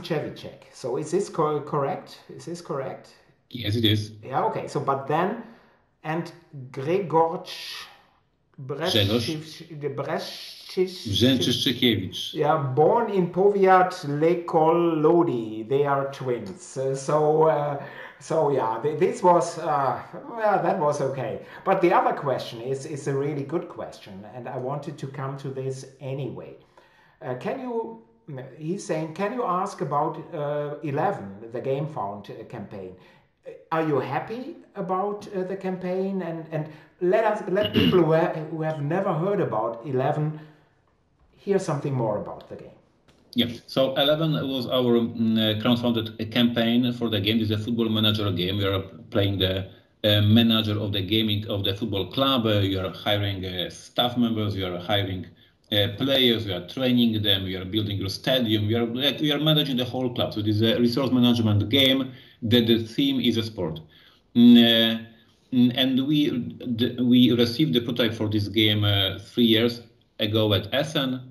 We played the prototype, we loved it, and we decided we are going to publish it. And this year we were finally ready with the campaign. Why we decided to go with the crowdfunding campaign and not go to retail? Because the sports team, because of the sports team, the sports game are not very popular in the industry, and they basically publishers behind the scenes when they discuss with each other, they say the sport game is not the bestseller. Whatever it is, a baseball or basketball or volleyball or football. Like there's not enough board gamers who wants to buy a sports game. Our campaign ended with almost 4,000 backers. And this is a very difficult to decide if that was a success or not. So if you compare the Kickstarters that are happening right now in September, I was double checking for the whole month, obviously, it was the third biggest crowdfunding campaign in September.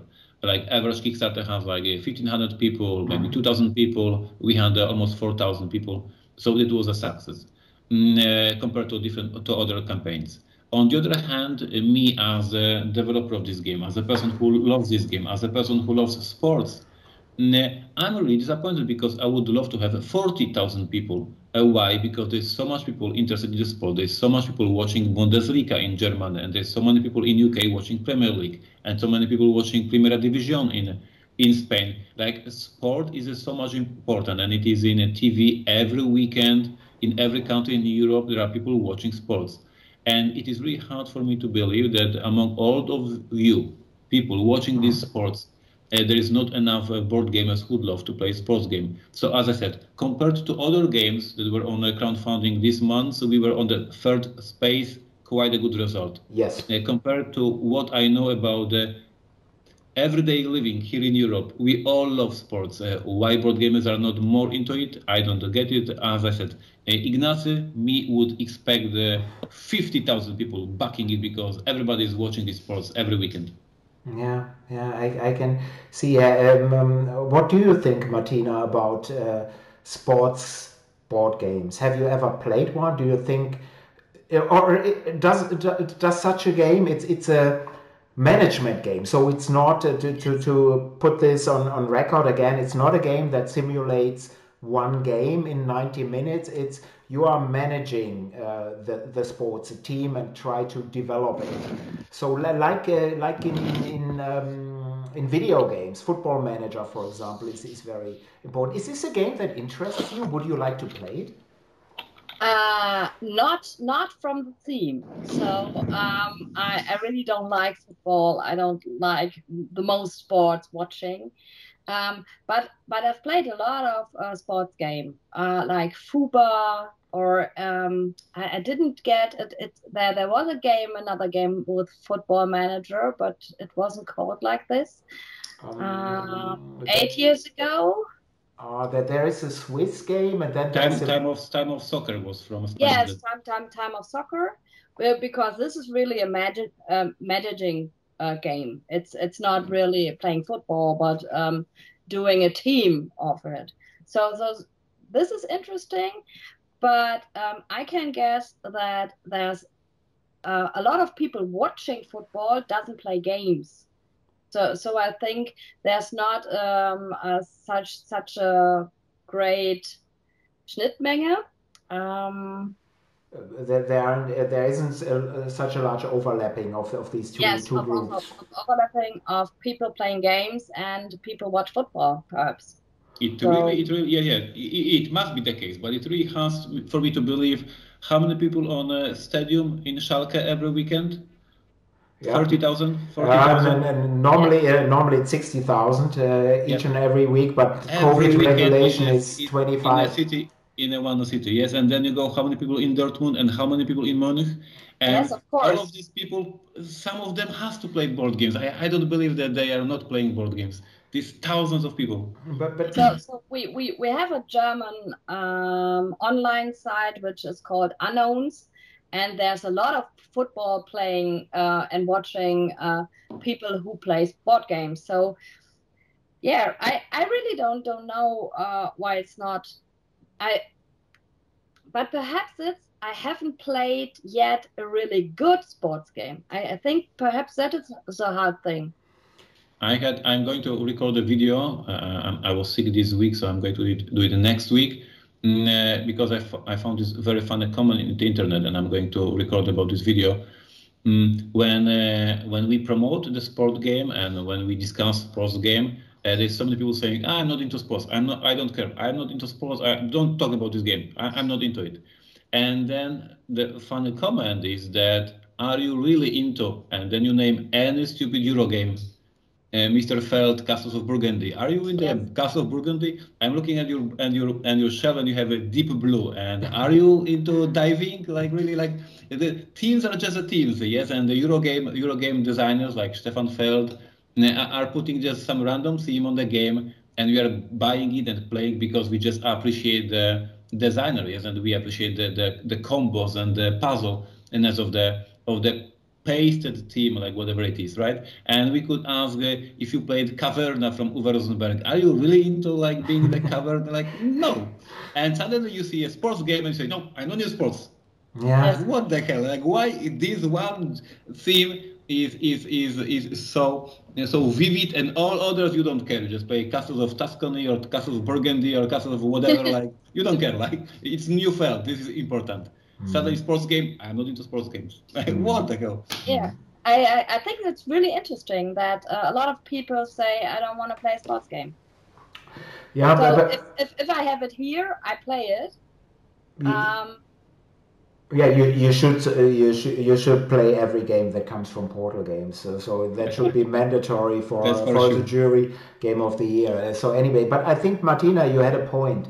I think people, and I was thinking about this while you were talking here, that quite a few board gamers probably haven't played a lot of good sports board games.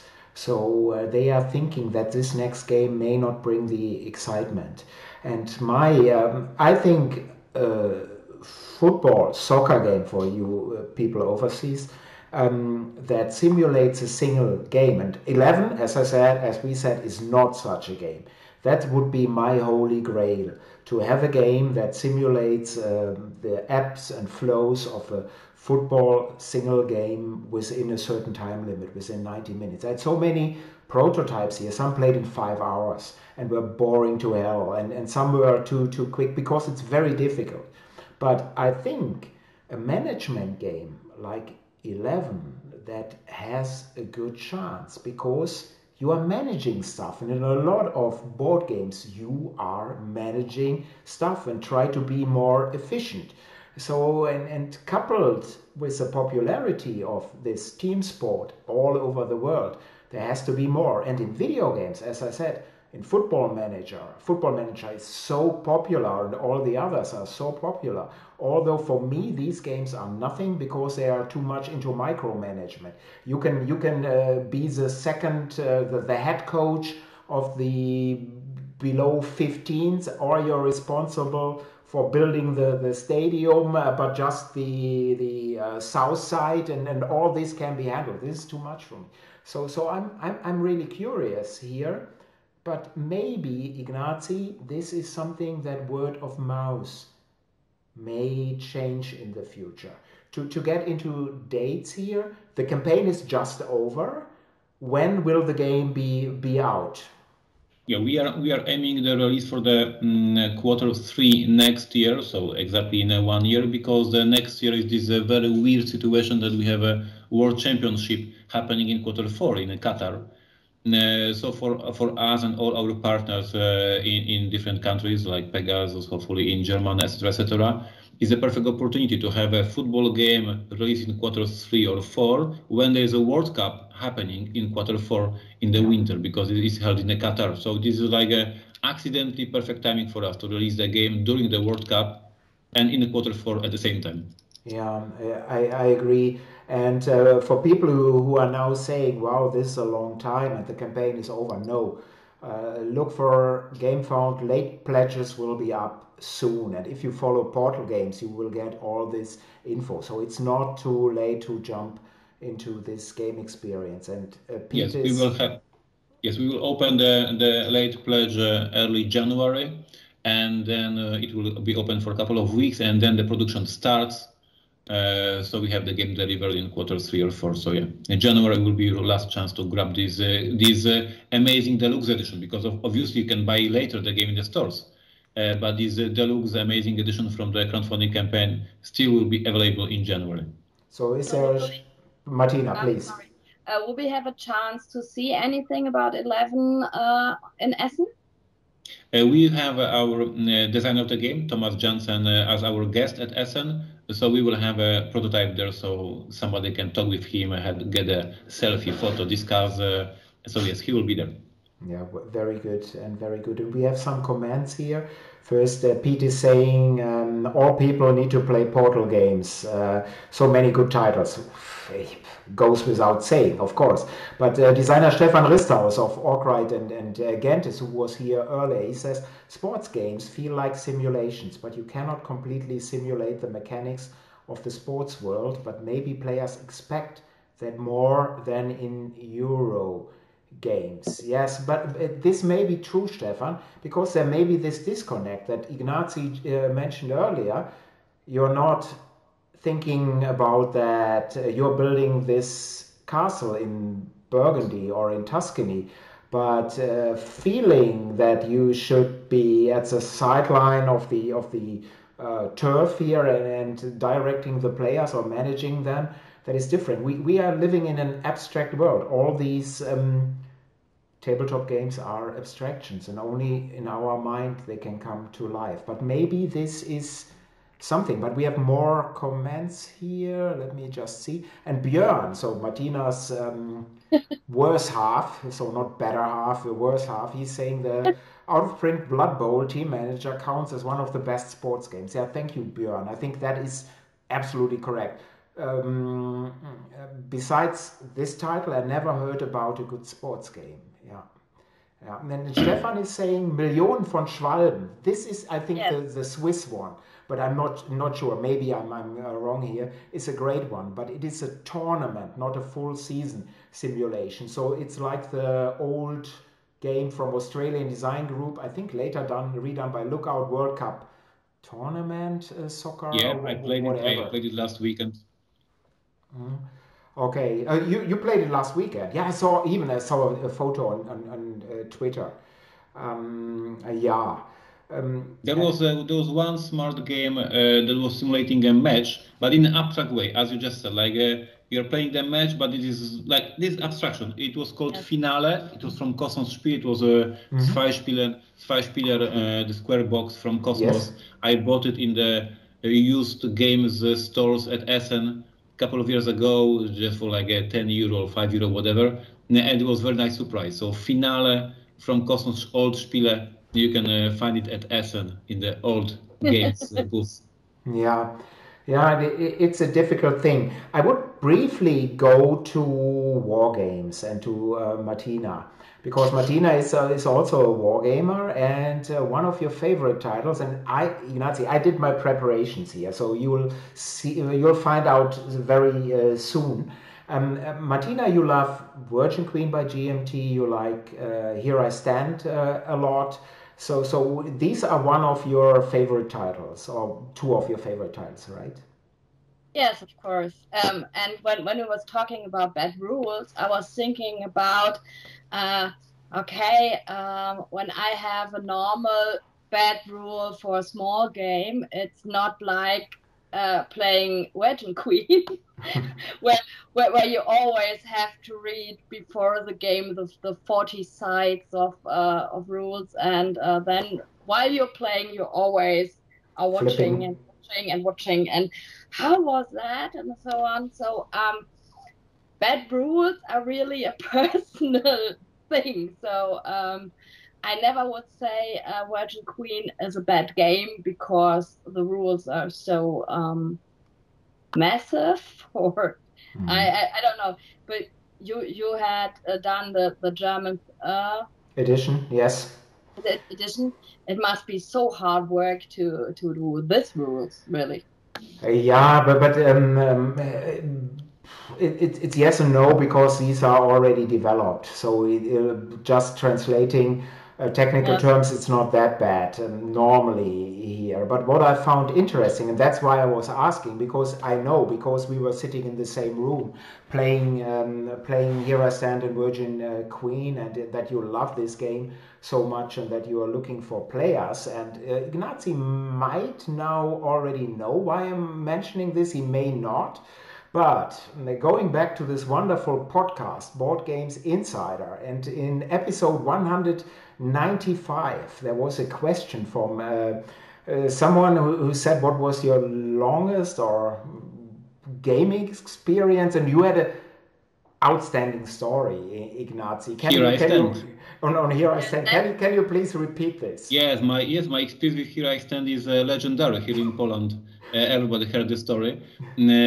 I heard it's a very good game. We grabbed a copy of the game, and on the internet forum, we decided we will play at the convention. Everybody prepares because it's a heavy game. We meet at the convention, we play. And we meet at the convention, it was like 9 a.m., the 6 people, the game, everybody is ready. Then we figured out that only one person read the rules. And this person never played this game, and none of us ever played this game before. And he read the rules online, so he hadn't had a copy. So now he's opening the box, he's double checking the components and trying to understand what he learned beforehand, and then he starts to teach us the game. At 4 p.m., many hours later, we were in the middle of the first round. The whole convention was looking at us like some super weirdos, not playing, just reading the rules and discussing what to do. And it was 4 p.m. and we said we gave up. And we packed the whole game, and I never played more than one round of Here I Stand. I heard it's a great game, but you definitely need to have a couple of people who already know the game if you want to start. It was a terrible experience for us. We had no clue what we are doing. And we wasted the whole day of the convention just for this experience. The first time I was trying to play Here I Stand, it's what like there were 3 people. Everyone had read the rules, and Better than me. Have it on the table, and we tried about 4 hours to play the game, and we really had to say no, we can't play it. So the thing I normally say, when you want to play games like Virgin Queen or Here I Stand, please invite one who really knows what to do. Who knows what to do. And when we have rounds with people who are new into Virgin Queen or Here I Stand, I need 1 hour, 1.5 hours for explanation, and then you can play it. Yeah. But and then I will stay the whole time, like 12 hours or 13 hours. My longest Virgin Queen was 13 hours.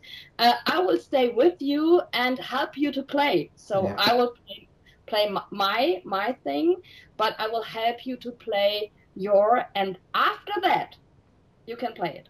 Yeah. And this is why Asmodee will never publish Here I Stand. This is not good for growing the market. Right.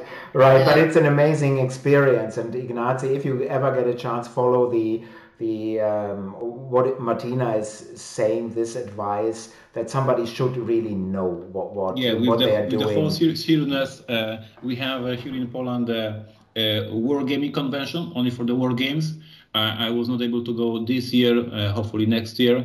And this is my plan. Just sit with the people who already know the game. Just I will lose whatever, but I will just learn how to play with them.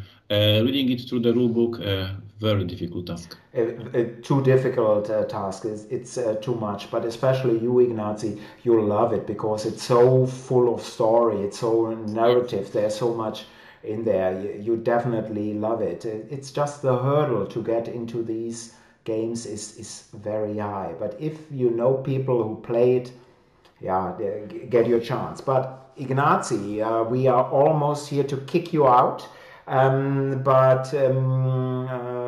the way, there is, before I'm saying this, Björn is saying, shut up and sit down, did an amazing review video of Virgin Queen.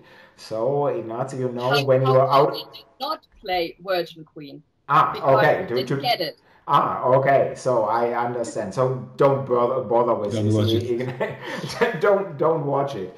But first, again, and especially because you briefly mentioned, if I listened correctly, that you were sick this week. So I'm glad that you made your time here, Ignacy. Thank you very much. It was a pleasure. My pleasure. And amazing stories about Dune. And to everybody visiting Essen, attending Essen, please stop at the Portal Games booth in Hall 3.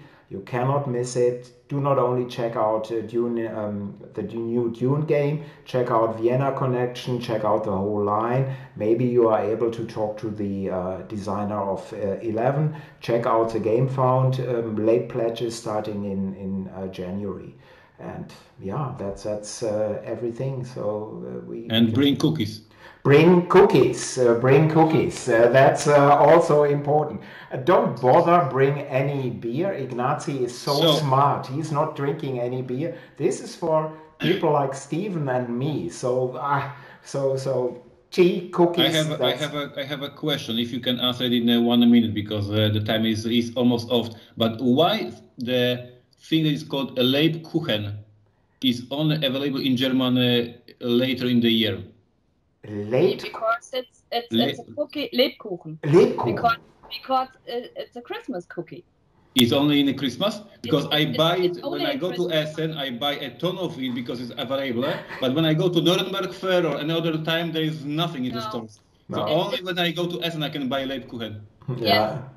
And we also, but it starts now about August, September, you will get it in the stores. Checked. I was at Pegasus Spiele 2 weeks ago, and I was looking in a Rewe shop for the Lebkuchen, and I couldn't find them. So has been there. For the record, he's visiting Germany, Pegasus event, just to get Lebkuchen in August. So and cookies. That is it. And because this, I see 4G, 4D here. And this is Ben Maddox, and he's already here, waiting to be in here. And he's saying to you, Ignacy, and this is a good last word. I think Ignacy may be sick, but he still looks gorgeous. Yeah, I think that's absolutely true. Thank you so much. One word. Please. I really want to thank you, Ignacy, for your story. Now we're playing the Dune game with another feeling. Thank you very much for the personal story. Yeah. Thank you. I appreciate that. Yeah. Thank you, guys. Thank you for having me. And Ben, the floor is yours now. And have fun. Yeah. Take care. Bye-bye. Bye-bye. Thank you. So we'll try to get that Maddox. Let me see this. I'm coming back in 1 minute. No worries.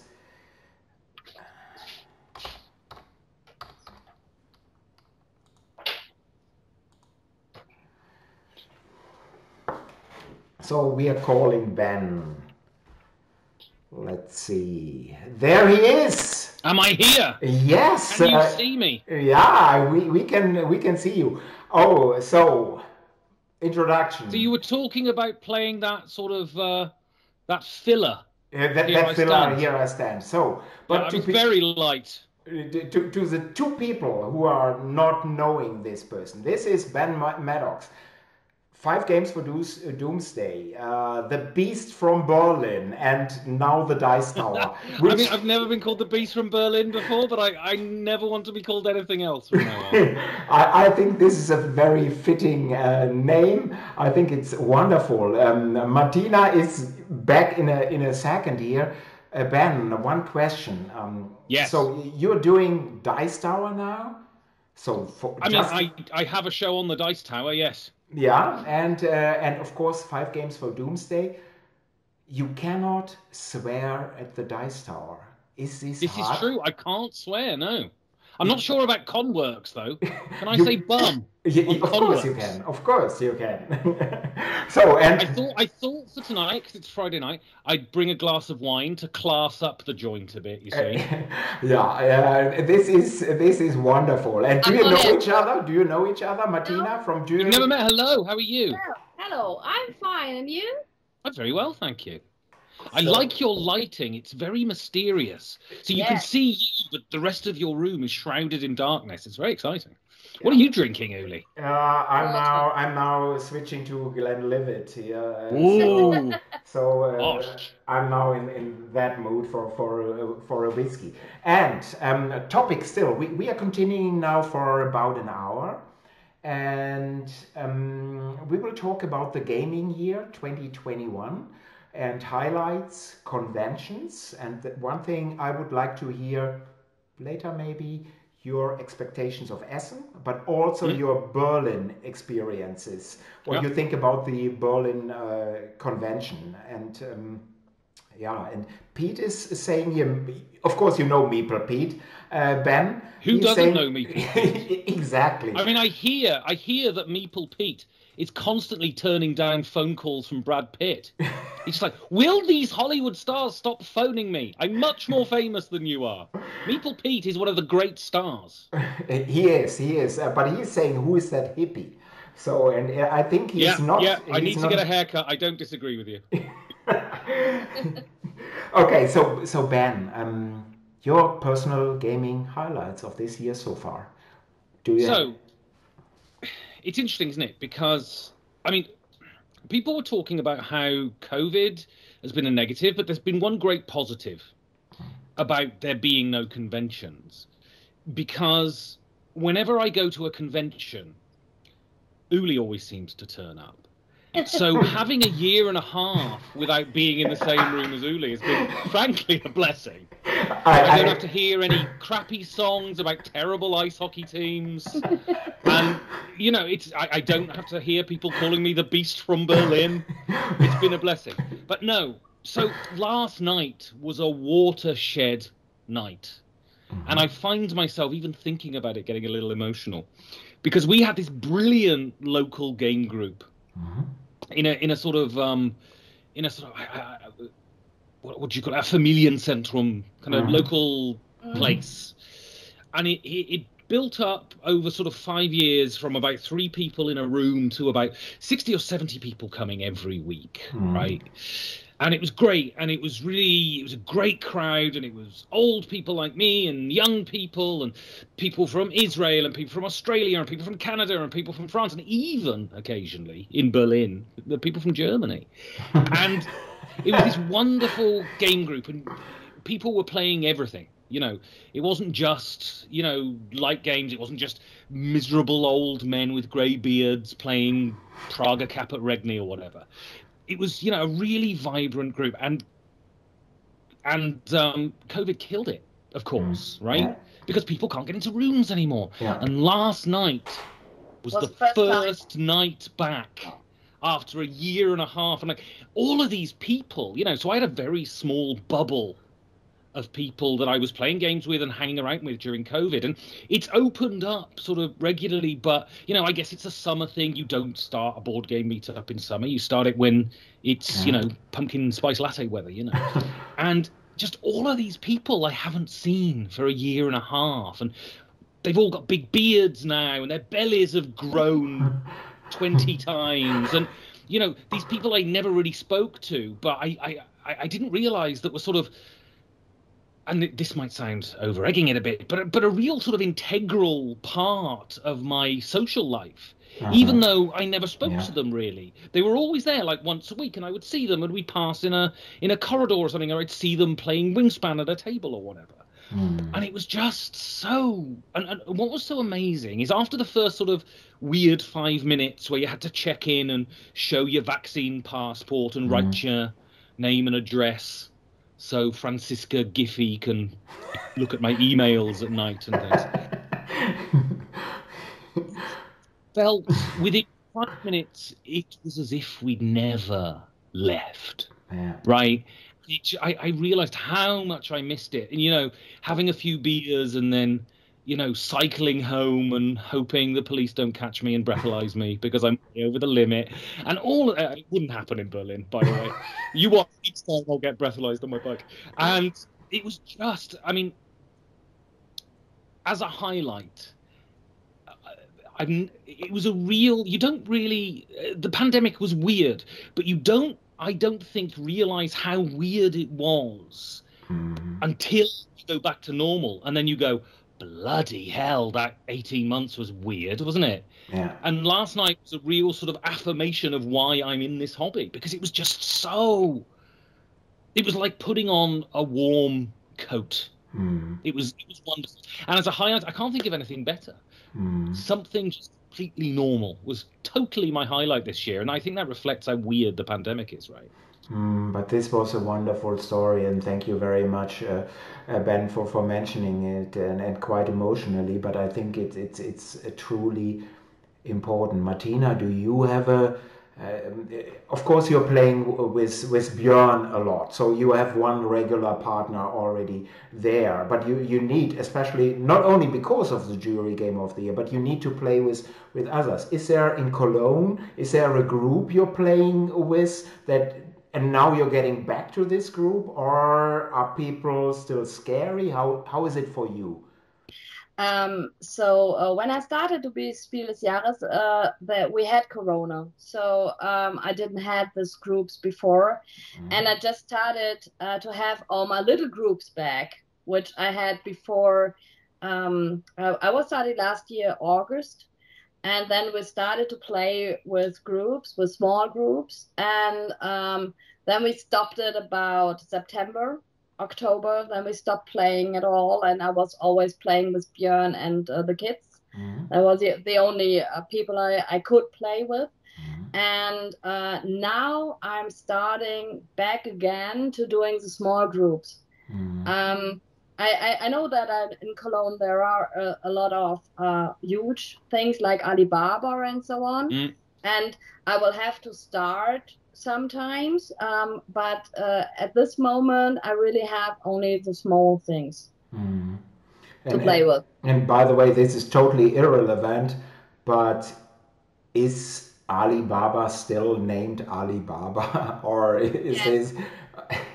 It's an amazing name for a gaming group in Germany. So or a gaming club. I must say, wow. I must say, wow. So, but anyway, yeah, and but I'm missing it a lot, because the one thing I really missed was our convention in January, where we meet only with 20 people playing war games. Yeah. That was really, really hard not to meet you all guys. And the other thing is really I miss playing with a lot of people. I really miss it. But I think we will start again now, and we will see how long it will last. If we'll if we will can play with such a lot of people in October or November. We will just have to see. Yeah, it's simply a fact. We can't reach 10% of the population, at least here in Germany, at all anymore. We can't reach them. It's simply. Well, you should think yourself lucky. It's 10%. I mean, go to America. It's like 43% of the population or something. You know. So. Yes, and absolutely true. But then, on top of these 10%, you still have people who simply say, I don't care. So there is more in Germany, as you know, as well. And I'm living in a rural area, and I don't have to really cope with this. But when I was in Berlin, let's move to conventions. Now, when I visited Berlin, I attended the convention for 1 day, but I spent another 2 days at Berlin sightseeing, because my wife really loves Berlin, and she thinks it's a wonderful city. But I was sometimes I was really scared when it was the first time for me to be in a pretty large crowd, and I took the U-Bahn, the subways, and wow, and everything was packed. It felt strange, and quite a few people, at least in my opinion, they behaved as there was never any COVID crisis at all. Well, it was interesting. There's a forum on Facebook. It's the Berlin forum, and I did see a post saying, "Did you know Uli Blenneman's coming to Berlin? So we should really freak him out." So I don't know if that was the reason, but that's what I saw on the forum, Uli. Yeah, this may be of course true. But moving to the Berlin Convention, so I was there only one day. Ben, I think you were there for the full time, and I was, and I had the displeasure to meet you. But what can you do? Don't lie, you loved it. I even bought you a beer. Yeah, that's true. That's true. So it wasn't all that bad. But moving to Hunter and friends, to the organizers, and to Pete, of course, who was involved, I think, in my opinion, the convention was run very efficiently and well. So when I entered the building, there wasn't a tight row of people. There was enough distance, and at one spot you had to show your vaccination or if you are freshly tested, if not, and then you moved to the next spot, and you had to buy the tickets in advance online. You could hop in, and they even organized it that, let's say you want to go in on Saturday, not all people could get in right at the start, so it was 9:30, 10 or whatever. So that was wonderful, and there was enough space in there, so it was, in my opinion at least, very spacey, even on the gaming tables.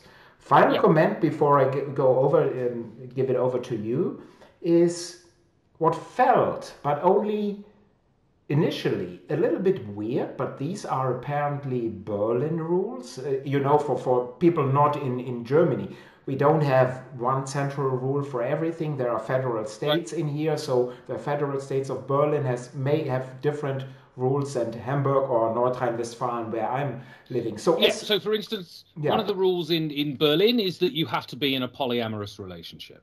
If you're not in a polyamorous relationship, they throw you out of the city. That's one of the rules. You've got to have at least a minimum of one tattoo. If you don't have a tattoo, you're not allowed in the city. There's lots of rules like that. You've got to be an alcoholic to live here, also. That's absolutely true. I can really. I think this is true.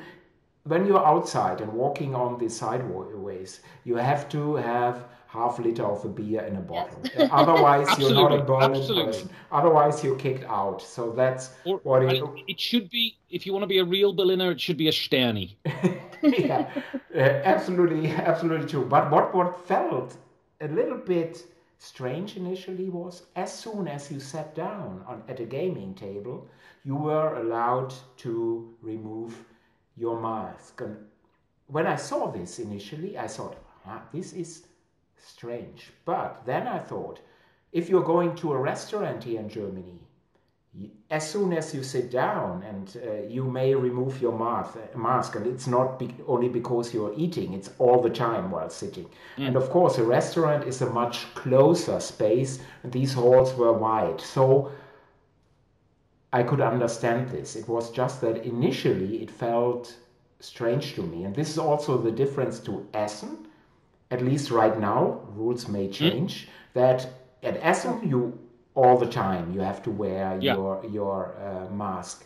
But Martina, what do you think about these rules? And what do you think about sizable conventions here? Of course, Berlin is not Essen. There were 4,200 people there, and the maximum on one day, that was Saturday, were 2,000 people. You see, sizable but not a huge crowd. Yeah. Yes, I really have to say that when I saw the pictures with people without masks at the table, I really was thinking that is no good. Not only for the people who are playing, who are sitting there, also for the people who are working there. Just like I was thinking, I was teaching a game and the people who are sitting there have no mask on. I don't think that that is really a good thing. I know that it's allowed in Berlin, but I'm very, very happy that Dominique from the März Verlag really said that she won't allow that any mask will not be on the face in Essen. And it's not the thing that she will change that.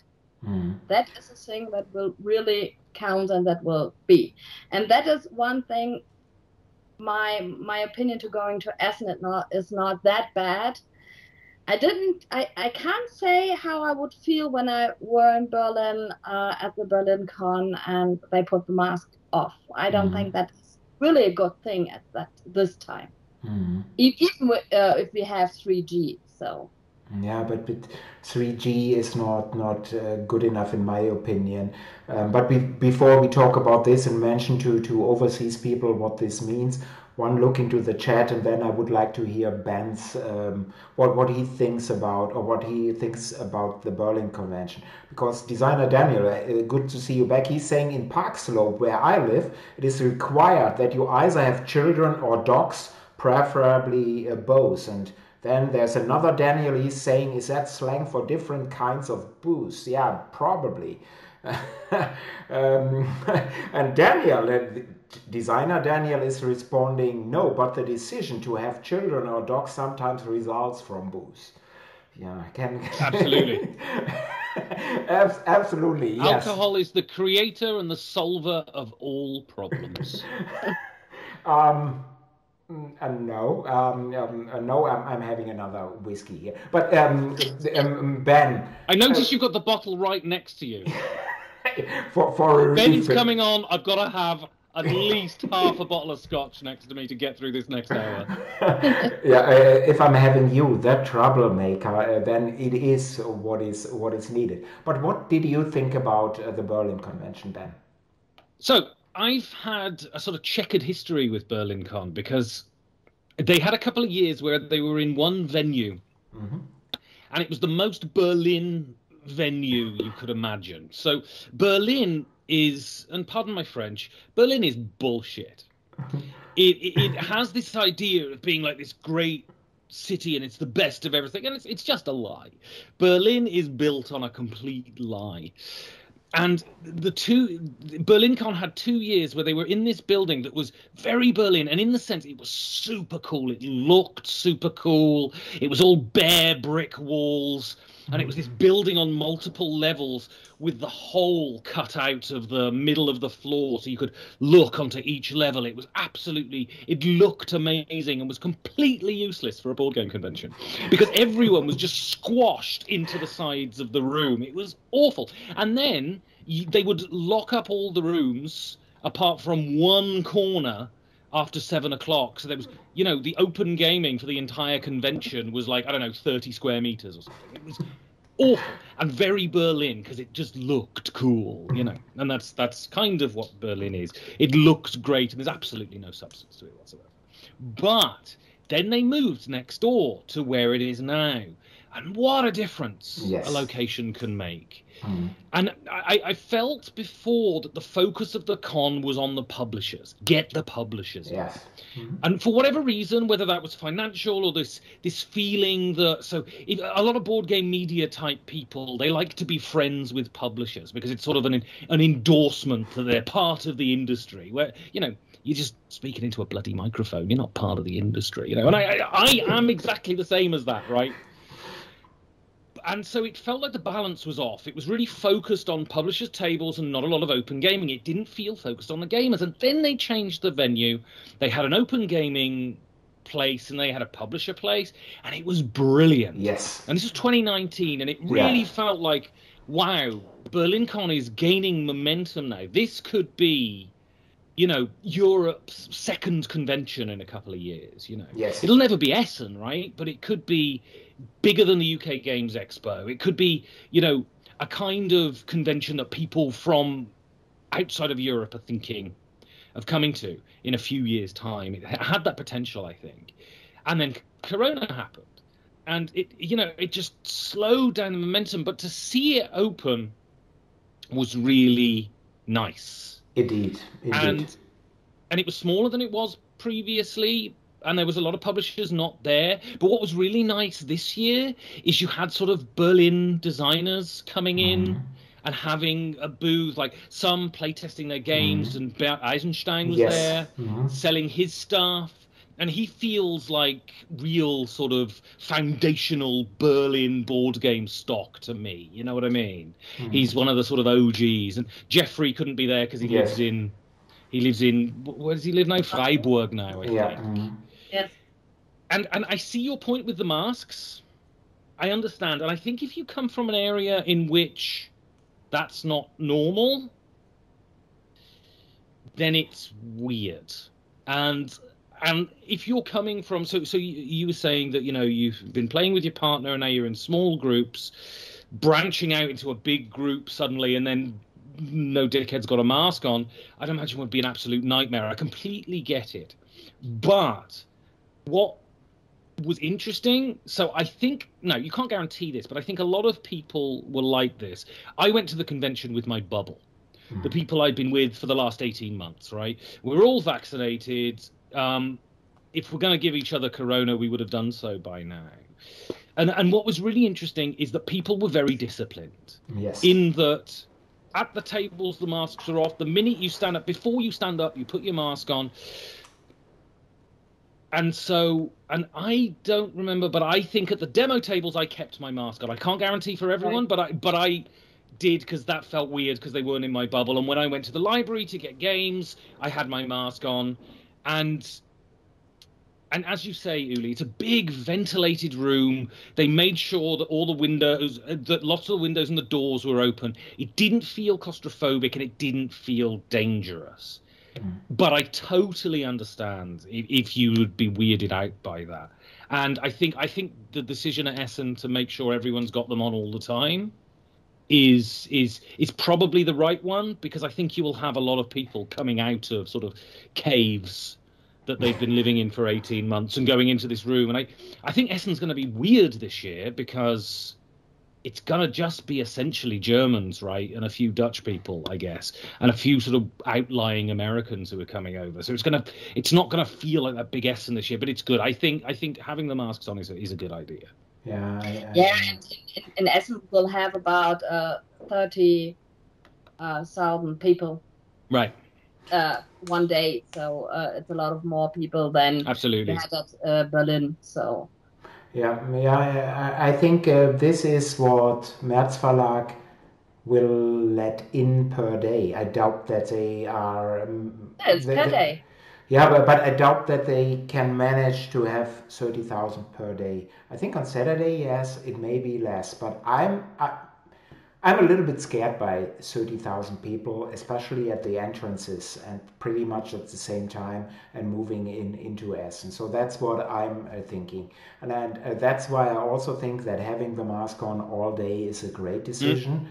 I think, Martina, it was you that mentioned 3G. So we have Ben, it's best that you translate this. So what 3G and 2G mean in Germany, so that everybody understands it. So it's this German system. I was at a bar. I went to Goslar on holiday a couple of weeks ago, and they said they had 3G. It was a brewery, and the 3G. What was it? Gezapft. Getrunken, genießen was their 3Gs, I think. Which for those who don't speak German, that means poured, drank, and enjoyed. It works better in German as a joke. Believe me, I thought German and joke was an oxymoron, but they do have jokes, and some of them are not bad. But so they had this system called 3G, right? And it stands for, you may have to correct me here, it's geimpft, getested, genesen. Yes. Genesen. Yes. Yes. So what that means is vaccinated, tested, or recovered, right? And you have to be one of those three to enter venues. And if you have had COVID within a sort of 6-month period, you have a little certificate. If you've been vaccinated, you have a thingy on your phone. Or if you've been tested, you have the results. Now, my game night the other night was 2G. Yes. And that's what they're bringing into Germany now. Tested is being thrown away. So if you've got a negative COVID test, it doesn't matter. You need to be either recovered or vaccinated. I'm not sure what Essen is actually. 3G. It's 3G. I would prefer it's 2G. Just definitely. But of course, they started selling tickets in August. And when there was 3G, if they can't move to 2G, otherwise they would have to pay back some tickets or refund the money for this. So I think it will be 3G. What my big concern is that proof of testing is 48 hours at Essen. Yeah. And this is something which has no value.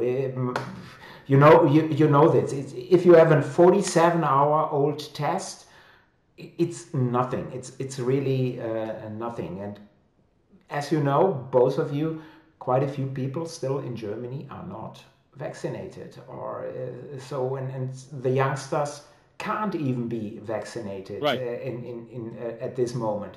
So it will be interesting. That's what scares me a little bit. Not really scared, but I think mulmig, you said earlier, Martina, that was the right word. I'm a little bit anxious. I'm a little bit anxious in this crowd and environment. But what really scares me is that there will be 4 days of Ben Maddox. So Can you imagine? No, you're wrong. It's not 4 days, it's 5 days. Yeah. I'm getting there on Wednesday, Uli. So we can meet on Wednesday. That's beautiful. Yeah. We'll all meet at Uli's booth. No, we're not allowed to go to the booth on Wednesday. This is one of the things they changed. Only the people who are working at the booth are getting there on Wednesday. All the other people are not allowed to go into the halls. Does drinking Uli's whiskey count as working? Because if that's the case, I'm working at Uli's booth a lot today. Yeah, well, we'll see. But actually, I have a press pass for the 13th, though. Yes, but you have the press pass for the Neuheiten show. Oh, okay, good. New games. To go into the halls. This is really the problem. We are all thinking that we can walk through the halls like we always done it. But I've asked Dominique personally, and she said no, we're not allowed. It's really you have to have an extra pass to get into the halls on Wednesday.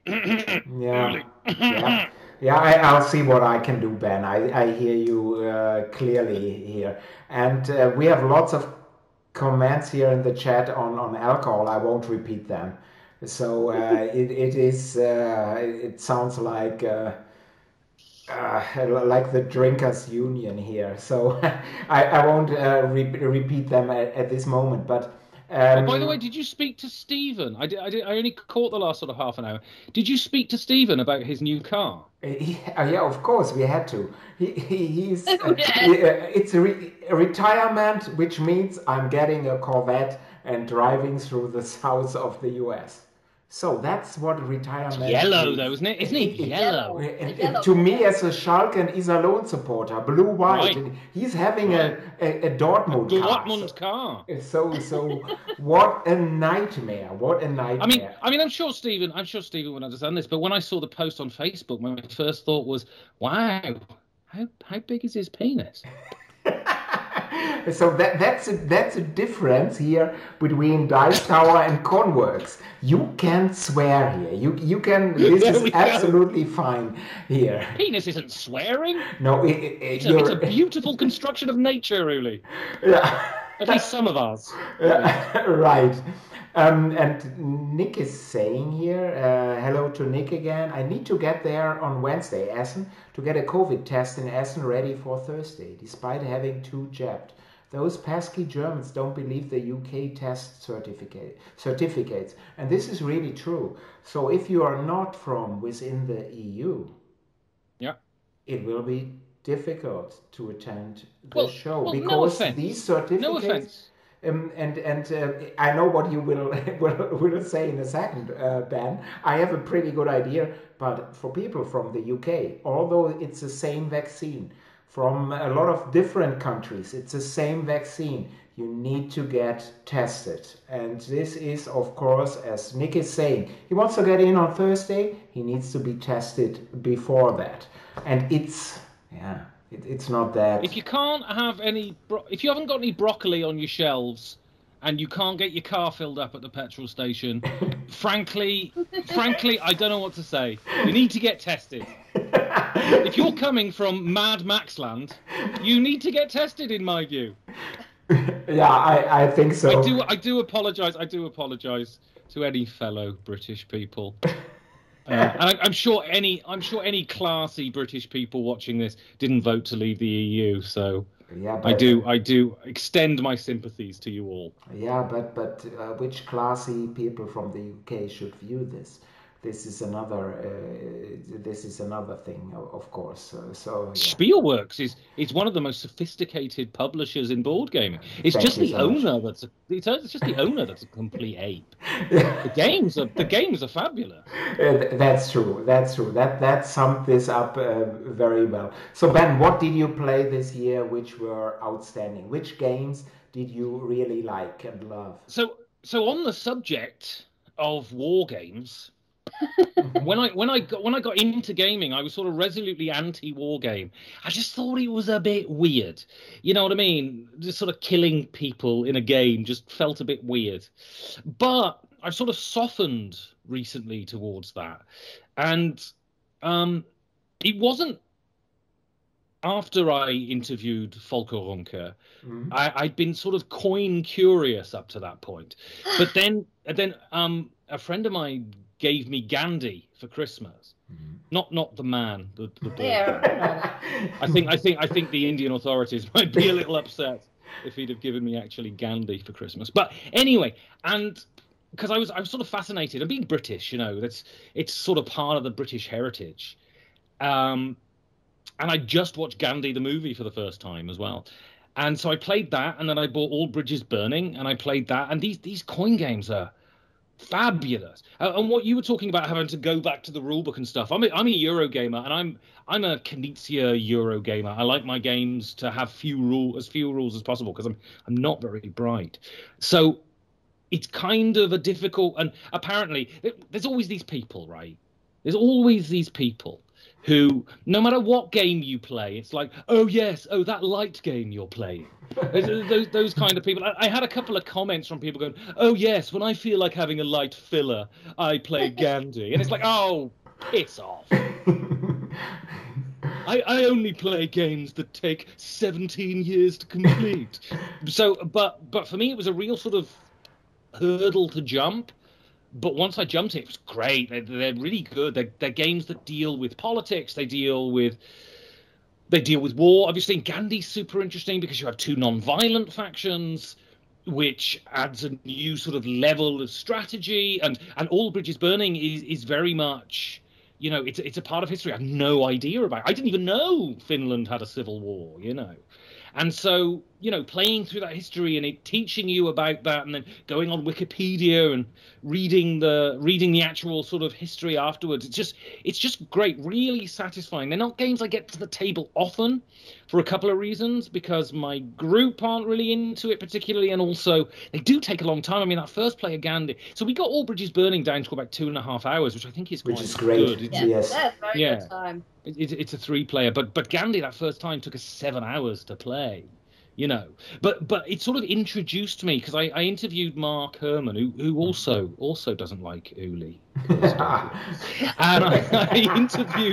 I interviewed Volker Runke. He's the coin guy, and sort of through doing the podcast and then sort of playing these coin games, I realised that there's this view of the wargaming community that they're all sort of weird neo-Nazis who sit in basements and never shower. But I find that the wargaming community are really nice. They're really nice people. They're really open people. Yes. And they really want you to play these games, I think. Yes.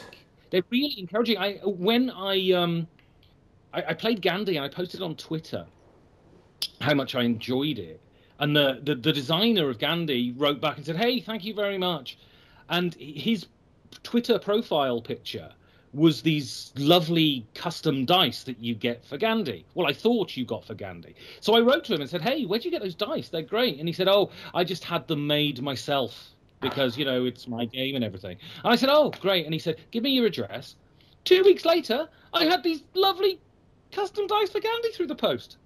It was amazing. The community is amazing. And I think the board game community is great. And the war game community I thought was a bit weird, but no, they're great too. Yeah, it's my experience as well. But Martina, you are a great coin fan as well, right? Yeah.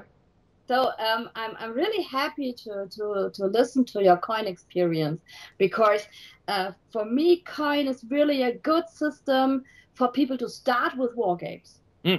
So because you have a system which is similar to the other games, so you have when you can play one coin, it's not so difficult to play other coins with other conflicts. Right. And this is really such a nice system. I like the system. I like the thinking you have to do with all the coins. Gandhi is really my favorite for starting coin. First it was all Cuba Libre, and now really I think Gandhi is better than Cuba Libre to start with a coin system. So you have really a good start. My first coin was Liberty or Death. I'm really interested in Liberty or Death. Yeah, he's shaking his hand. Uli's shaking his hand. Yeah, I'm Is not... that Harold Buchanan, that one? No. Uli really don't like coins so much. I have my problems with coins, with the coin series. So I have Gandhi here, and it is unplayed here. Some of the games do not. Maybe it's more that my problems with the term coin. To me, it's not counterinsurgency. And that's what I would like to see more in these games. And in Liberty or Death, and please correct me if I'm wrong, this is the one in the US, or the forming of American Revolution, right? American Revolution. So, and the fourth player in there are the Native Americans. And basically, and this is not a unified group. It's more, it's a tribal area, and to play them as one group, to me, feels wrong, and very wrong. I still think coin is wonderful for our wargaming community within the board gaming community, because, as you both said, it introduced a lot of people to war games, because they are political and integrated very well. I think the term coin is not the best one. And I would even like to see games using the coin basic mechanism in non-war games or non-political games, because it can actually use anywhere. When Volko was my guest at the ConWorxx chat, he mentioned something I never thought about, and it's 100% true. So I'm a huge fan, as some may know, of card-driven games. And in card-driven games, like Here I Stand, Virgin Queen, we talked about this earlier today, you have your full hand of cards. Let's say we are on our first play of our first game. Here I Stand, nobody has played, and cards are shuffled, cards are dealt, it's my turn. I have 6 or 7 cards in my hand, and now I have to think about what I'm doing. So I'm selecting one of these cards, which is already terribly complex, which is the right sequence to play them. And then on each card there are several possibilities. Do I play them for operations? Do I play the card for events? So it's complex. It's really complex. I think from a ludic point of view, this is fantastic, because it gives you so many options, but it's complex like hell. In a coin game, you have one card, which is no answer, and you have one card sitting there, and everybody is allowed to look at it. You have a brief glimpse into the future, because there's a second card. And then, let's say it's my turn, and I'm able to use this card, I'm using it, and it immediately narrows your options afterwards on this card. So you can't do, let's say I'm doing the event, you can't do the same event on that same card. And this is brilliantly reducing the complexity while still giving a ton of options. Do I want this card? Or am I waiting? Because the next card may be actually much better. If I use it, I'm out for a time. But not even that. I might even do nothing. I mean, that's wonderful about Coin. Doing nothing is a viable option because Absolutely. It gives you are able to sort of wait and pass and not even to do the event necessarily. You just might want to wait for someone to arrange themselves in a way that's beneficial to you. And what's so great about the Coin series for me, because I don't see myself ever sort of being a hardcore wargamer. I just play too many games and I don't have that group. And so what's so great about Coin is the vocabulary of Coin is so familiar to someone like me who's a Eurogamer, right? Mm-hmm. It's resource management, it's area control, it's all of that sort of stuff, which is easily graspable and easily explainable, but it definitely doesn't feel like a Euro game to me. It feels like a conflict game. But what's so wonderful is you're manipulating resources, you're manipulating politics. It's not just moving stuff into an advantageous position so you can shoot someone else. It's the whole story of the thing. It's not just soldiers and generals, right? It is politicians and it's people on the ground. And if we're talking about, games telling stories, I think Coin games tell a wonderful story and a counterfactual story, which is always fun, right? Yeah. In the Second World War, something happens before something else, and that's always great fun. Yeah. I think one thing is really good of the Coins for new players of this kind of games is that everything is open. So you can't see you can see every information, and so you can help the players very, very, very well to play the game. Yeah. So even if I'm the British and I can help the Revoluzer because I've seen everything which he can do at the moment. And I think this is really very good to teach people games like this. And I was watching the chat, and the first Coin game you ever play will last 6 or 7 hours. Sure. After you can you have played one coin system, they only needs 4 hours or so on, perhaps 3.5 or so on. It's not every coin lasts 7 hours. It's really the first coin you ever place perhaps lasts 5 or 6 hours, or if nobody is in the system, it will last 7 hours. But normally a coin game is about 4 hours, so it's really half of the time you're playing Virgin Queen or Here I Stand. And you were talking about playing war games earlier and saying you need one person who knows the game. Yes. Right. What's interesting is when we played Gandhi for the first time, nobody knew it, and because it was my game, I was the one tasked with reading the rules, and I bloody hate reading rules. It drives me up the wall, even for the simplest games. I hate it. But Gandhi has a brilliant... Yes. Is this a war game thing? I don't know. But it has a brilliant playbook. Yes. That takes you through the first round of the game. GMT is good with this. GMT is doing this a lot, and it's really an outstanding feature that should be used more in Euro-type games. Not in simple ones, but in the more complex ones. Yes, please do so. Illustrated examples of play. Yes. Well, you know what it's like, right? It's like a video game tutorial. Yes. Right? Because if you do it as the book intends you to do it, you get the board out, you get the pieces out, and you play the turns as the game shows you, as the book shows you how to play the game.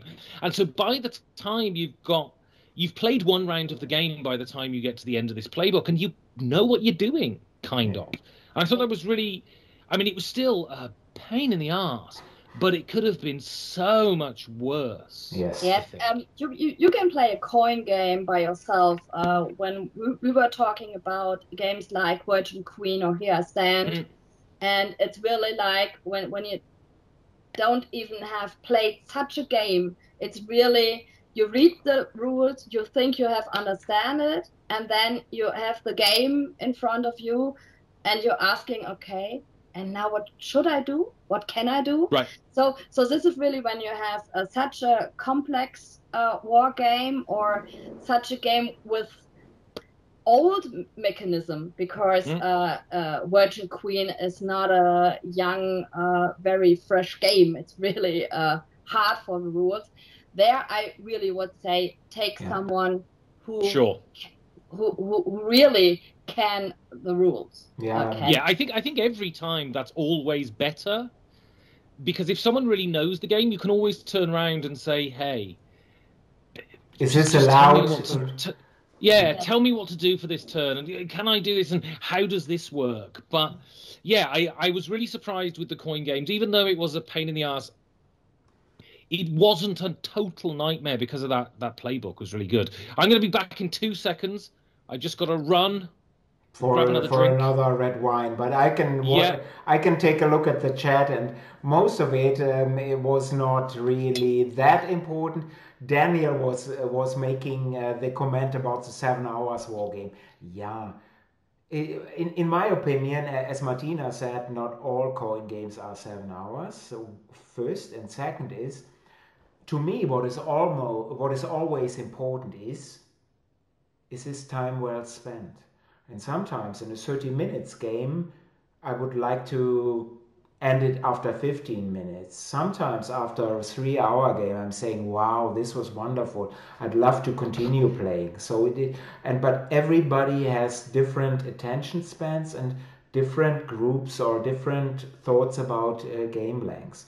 But there is a good comment here, because Daniel said, oh, well, 7 hours game too much for me, but another Daniel is saying, especially if it is 7 hours with Uli. Yeah, that's a different thing. I can't really imagine. But a really great comment is even a little bit earlier by Limettenpresser. By the way, I love your name. Limettenpresser as your name is wonderful. And he's saying, I think Daniel Böhner. Pardon? Daniel Böhner is Limettenpresser. Daniel, my love from southern Germany. So wonderful seeing you. So I didn't notice your name, but he's saying, I think Martina is a coinfluencer. So yes, that's what she is. And good seeing you at least in the chat, Daniel. And I will miss you so much at Essen. You are missing this as well, and more for me, and probably more for Ben as well. Which is there's no probably about it, Uli. Yeah, it is what it is. But so gaming. Could I just mention, one game that I played at BerlinCon, and it blew me away, and I was really happy with it. And I don't know if you've played it. You probably have, because I think you're both sort of on the bleeding raw edge of gaming. But Witchstone from Dr. Reiner. I've just seen so many pictures and people enjoying it. And Martina, have you played Witchstone? So what? I really haven't played it yet. I have 2 copies here, and I haven't played it yet. Really. But send me one. It's then on my list to play it. Yeah, but it's so good. It feels like a Stefan Feld game. It feels like a light Stefan Feld game. It doesn't feel like a Rainer Knizia game at all. It is really surprising, really good. I was really impressed with it. Wonderful. But you see, Ben, that's a life of a coinfluencer. You see, that's right. Not having 1 copy for review, 2 copies. Yeah. How many copies do you have? How many copies do I have? 0 copies. Yes, 0. You want a copy, Uli? No. All is good. All is good. All is good. But why is Witchstone that good? Because it's so streamlined, still so much decision making that it feels like a Feld game. Yeah, it does all that wonderful stuff, right?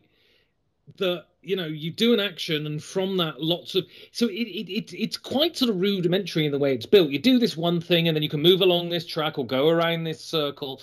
And when you explain it, you think, well, I'm not quite sure if that's any good, really. But then you play it, and it's that wonderful thing is you do something, and then other things explode, and you get to do loads of different stuff, and you get this, and it gives you extra action, so you get this, and it gives you extra stuff, and it's just really, really satisfying. Okay. And what's so great about it is it's I think when you get good at it, when you get to know what you're doing, it's a 45-minute game, I think. Wow. And it delivers a real punch in 45 minutes. It's real sort of endorphins in the brain firing off. I really enjoyed it. So, and as we can advertise, we hear as much as we can. Give us some details. So, Rainer Knizia, Witchstone, what is the company? What is the publisher? Martina is looking for one of her copies. Hoch and Friend. Oh, my friend. So no advertisements from here anymore.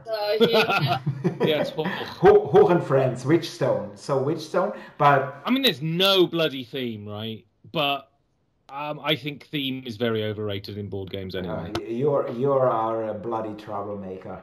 That's what it is. Theme is so important. No, not to everyone, and not to everyone. But you see in the chat, you're getting support.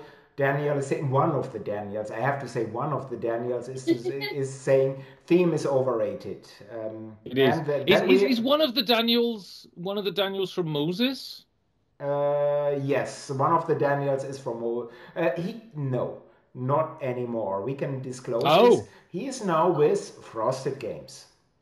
Oh, okay. He hops around game companies, doesn't he? Yeah.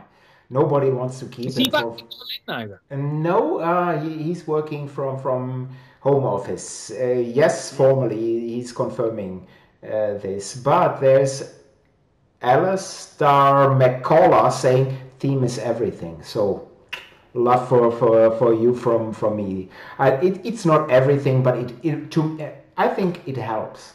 It helps really if the theme is strong. Sure. It helps you to get into the game more easy. But yes. But if you've got a really wonderful, so you've got a choice. You can have a really wonderfully themed game, and the mechanics are for shit, or you can have a beautifully tooled game that mechanically is perfect and there's no theme. Yeah. I mean, you're not going for the thematic game at any point. The game's got to function first and foremost, I think. I agree 100%, and we had this in the first hour. The good thing is that nowadays in our industry there is a game for everyone, or there are 10 games for everyone, no matter what your tastes are, and you should select wisely. And by the way, this is for you, Ben. That former Moses Daniel, now at Frosted Games Daniel, he currently is at Berlin. So probably he wants to drink the rest of your bottle of red wine this night. But so drink fast and close the door. So that's a very sinister post, isn't it? I know it's October, I know it's Halloween month, but that's very scary. I'm going to drink it, and then I'm going to hold the empty bottle in my hand for the rest of the night. Yeah. Martina, anything that you played this year, or that you would like to mention regarding the gaming year? What stands out in your opinion? It doesn't have to be a game or anything that you think is worth mentioning.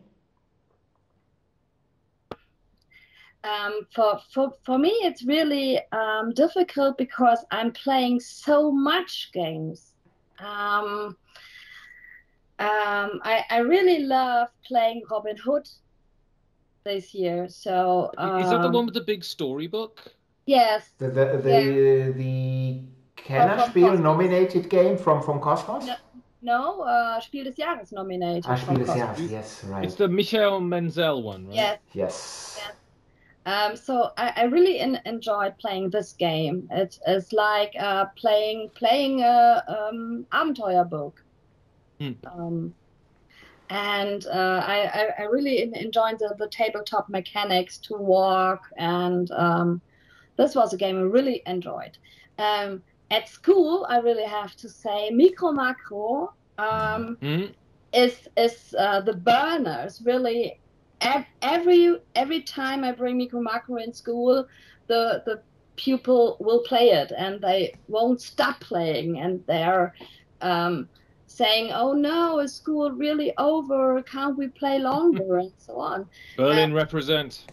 Yeah, this is really was Micro Macro is really a very good game for everybody. It's really hard for me. I have Brettspiel AGs and at school. Yeah, that's very in school. And they won't stop playing Micro Macro. And I'm really talking to them, could we please play another game that I don't only have to play Micro Macro with you? And the people say, no, we want to play Micro Macro. So that is really from my from my school idea. That's amazing what Micro Macro does in school. And what teachers does with Micro Macro. It's very interesting what happens with this game. This is really interesting. Yeah, although Björn in the chat wants to stir up some trouble because he's saying, is Micro Macro a game or an activity? I have to say, it's not my type of game, but I'm not an Omni gamer. But I love that Michael from Edition Spielwiese won this award. Yeah, it's distributed, it's in by Pegasus, it's in there, but still, that such a small company has done it again is wonderful. So all the best to them. Briefly talking about Robin Hood, and this is maybe it may be just me, but when the game was new, so before nomination for Spiel des Jahres, Cosmos, of course, people who don't know this company, it's one of the larger companies in Germany. They have a good marketing department, and they send out to all the influencers, to all people, a marketing kit, and which was pretty nice. So you had some arrow, even it's a Robin Hood theme. I think there was some food in there or whatever.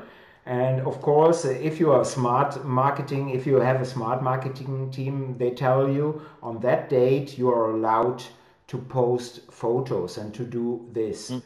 And so on Twitter, and I'm just on Twitter, I'm not on Facebook or other things. On that day, I looked at Twitter and I saw always the same photos from different people. Yes. Whoop, whoop, whoop. And I have to admit, and I'm old and I'm an analog person, but that killed that game for me. That killed that game. So it was, for me, the opposite effect. But I'm 100% sure it was a great marketing thing. Sure. This is how these things work this time.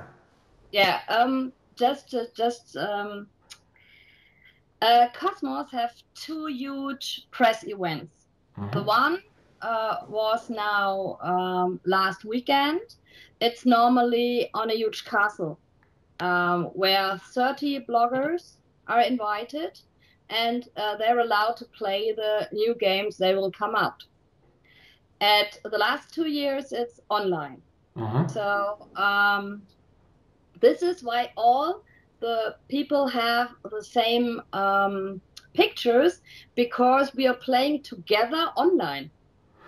So that's why it was really the same. Basically, the same. It was really the same because we are all playing at the same time. The game, we're getting it introduced, we get the rules and so on. It's like you were playing at a convention, but it was on the internet. And with Robin Hood, this is the smaller event. It's called Blogger Bistro, and they're about... What a nice name, Blogger Bistro. I have to laugh here a little bit, but Blogger Bistro, sorry for anybody who thought about this title, it's a wonderfully stupid title. and there you have about 50 of the bloggers invited, and they get I think 2 games. So it's a smaller thing for more people. But it was the same thing. Like we were all playing on the internet at the same time, getting the rules. So everybody had the game of this 50 bloggers, had the game and was playing the game. And like Björn and me was so in the game that we played the whole weekend, played it the whole campaign because it was so good. Yeah, and I have no doubt that it's a great game. It's just this marketing campaign, and you explained it how this happened, killed the game for me. But this is just me. I have no doubt that is this. First, Cosmos is a great company. Michael Menzel is a great game designer, author. Michael Menzel is a wonderful, brilliant illustrator. So it has all the ingredients to be a great game. So it's just Blogger Bistro. This is. we sat down to play that at BerlinCon, and the guy was just like, I was like, don't worry, I'll translate for my friends. And then he was like, okay, and he just gave me this bloody 300-page novel, and I was like, okay, thanks, I'll see you later. Like 300-page novel in German that I've got to translate to everyone around the table, and I'll wait for it to come out in English, but. It looks interesting. It looks like an advent calendar, which is great, right? And like I was saying about Jaws of the Lion, which has a tutorial, the Robin Hood has a tutorial. So you play the first 2 or 3 scenarios, and then you have the whole game. So it's like we had it Andor. It was a little bit the same. You have 5 minutes reading a little bit, and then you can play the game. And it's the same for Robin Hood, and I think that is really a good thing for families or so on, because it was not, as you saw, the Kennerspiel, it was really Spiel des Jahres nominated. Yes, yes. So you see that the complexity is not that high, and it certainly, if you look at the box, it looks great. And Wolfgang Lüttke and all the team, the whole team at Cosmos. These are not only experienced people who know what they are doing. These are also great people. So I think you can't make a mistake by purchasing this copy. It's so strange. I was having a word with him, and he said, that Uli, I really hate him. No. So it's really weird. You're saying all these nice things about these people, and they all hate you. But so probably I didn't pay him enough. So that may be true. But looking at here, we are already past 9 CET here in Germany. So I think we close this down at this moment. Please remember, we start tomorrow at 9 a.m. CET, so that's early in the morning. And Daniel, for that Daniel Newman in the US, that's 3. Oh, it's Daniel Newman. Oh, I know Daniel Newman through the medium of Twitter. Yeah, there he is, a designer, the famous designer, Daniel Newman. So that's for you. It's 3 a.m. in the morning. I expect you at that time here. He's saying, hi, Ben, it's a me. Yes, so that's what buy it is. Some meth, Daniel, and just work through. You'll be fine. Yes, and Daniel is saying, and this is a smart decision, I'll be sleeping, sorry. And that's what it is. So, to all viewers, thank you very much. Hope to see some of you tomorrow. I think we have several interesting guests, not as interesting as Martina. It's definitely more interesting than the Beast from Berlin. I mean, anyone. You could Ben. just get a cardboard cutout and play white noise for 3 hours, and it would be more interesting than me. So, I mean, it's not a lot. It's a very low bar. It is what it is, and think about this: if you are ever invited to be a guest at the Dice Tower when Ben is doing this, please swear every 5 minutes. So really swear hard. Yeah. Ben will love it. So make my editing job a real. Bloody Mark Herman, by the way. I say to Mark Herman, I say, this is the dice tower, Mark. Can you not swear? And he's like, yeah, no problem.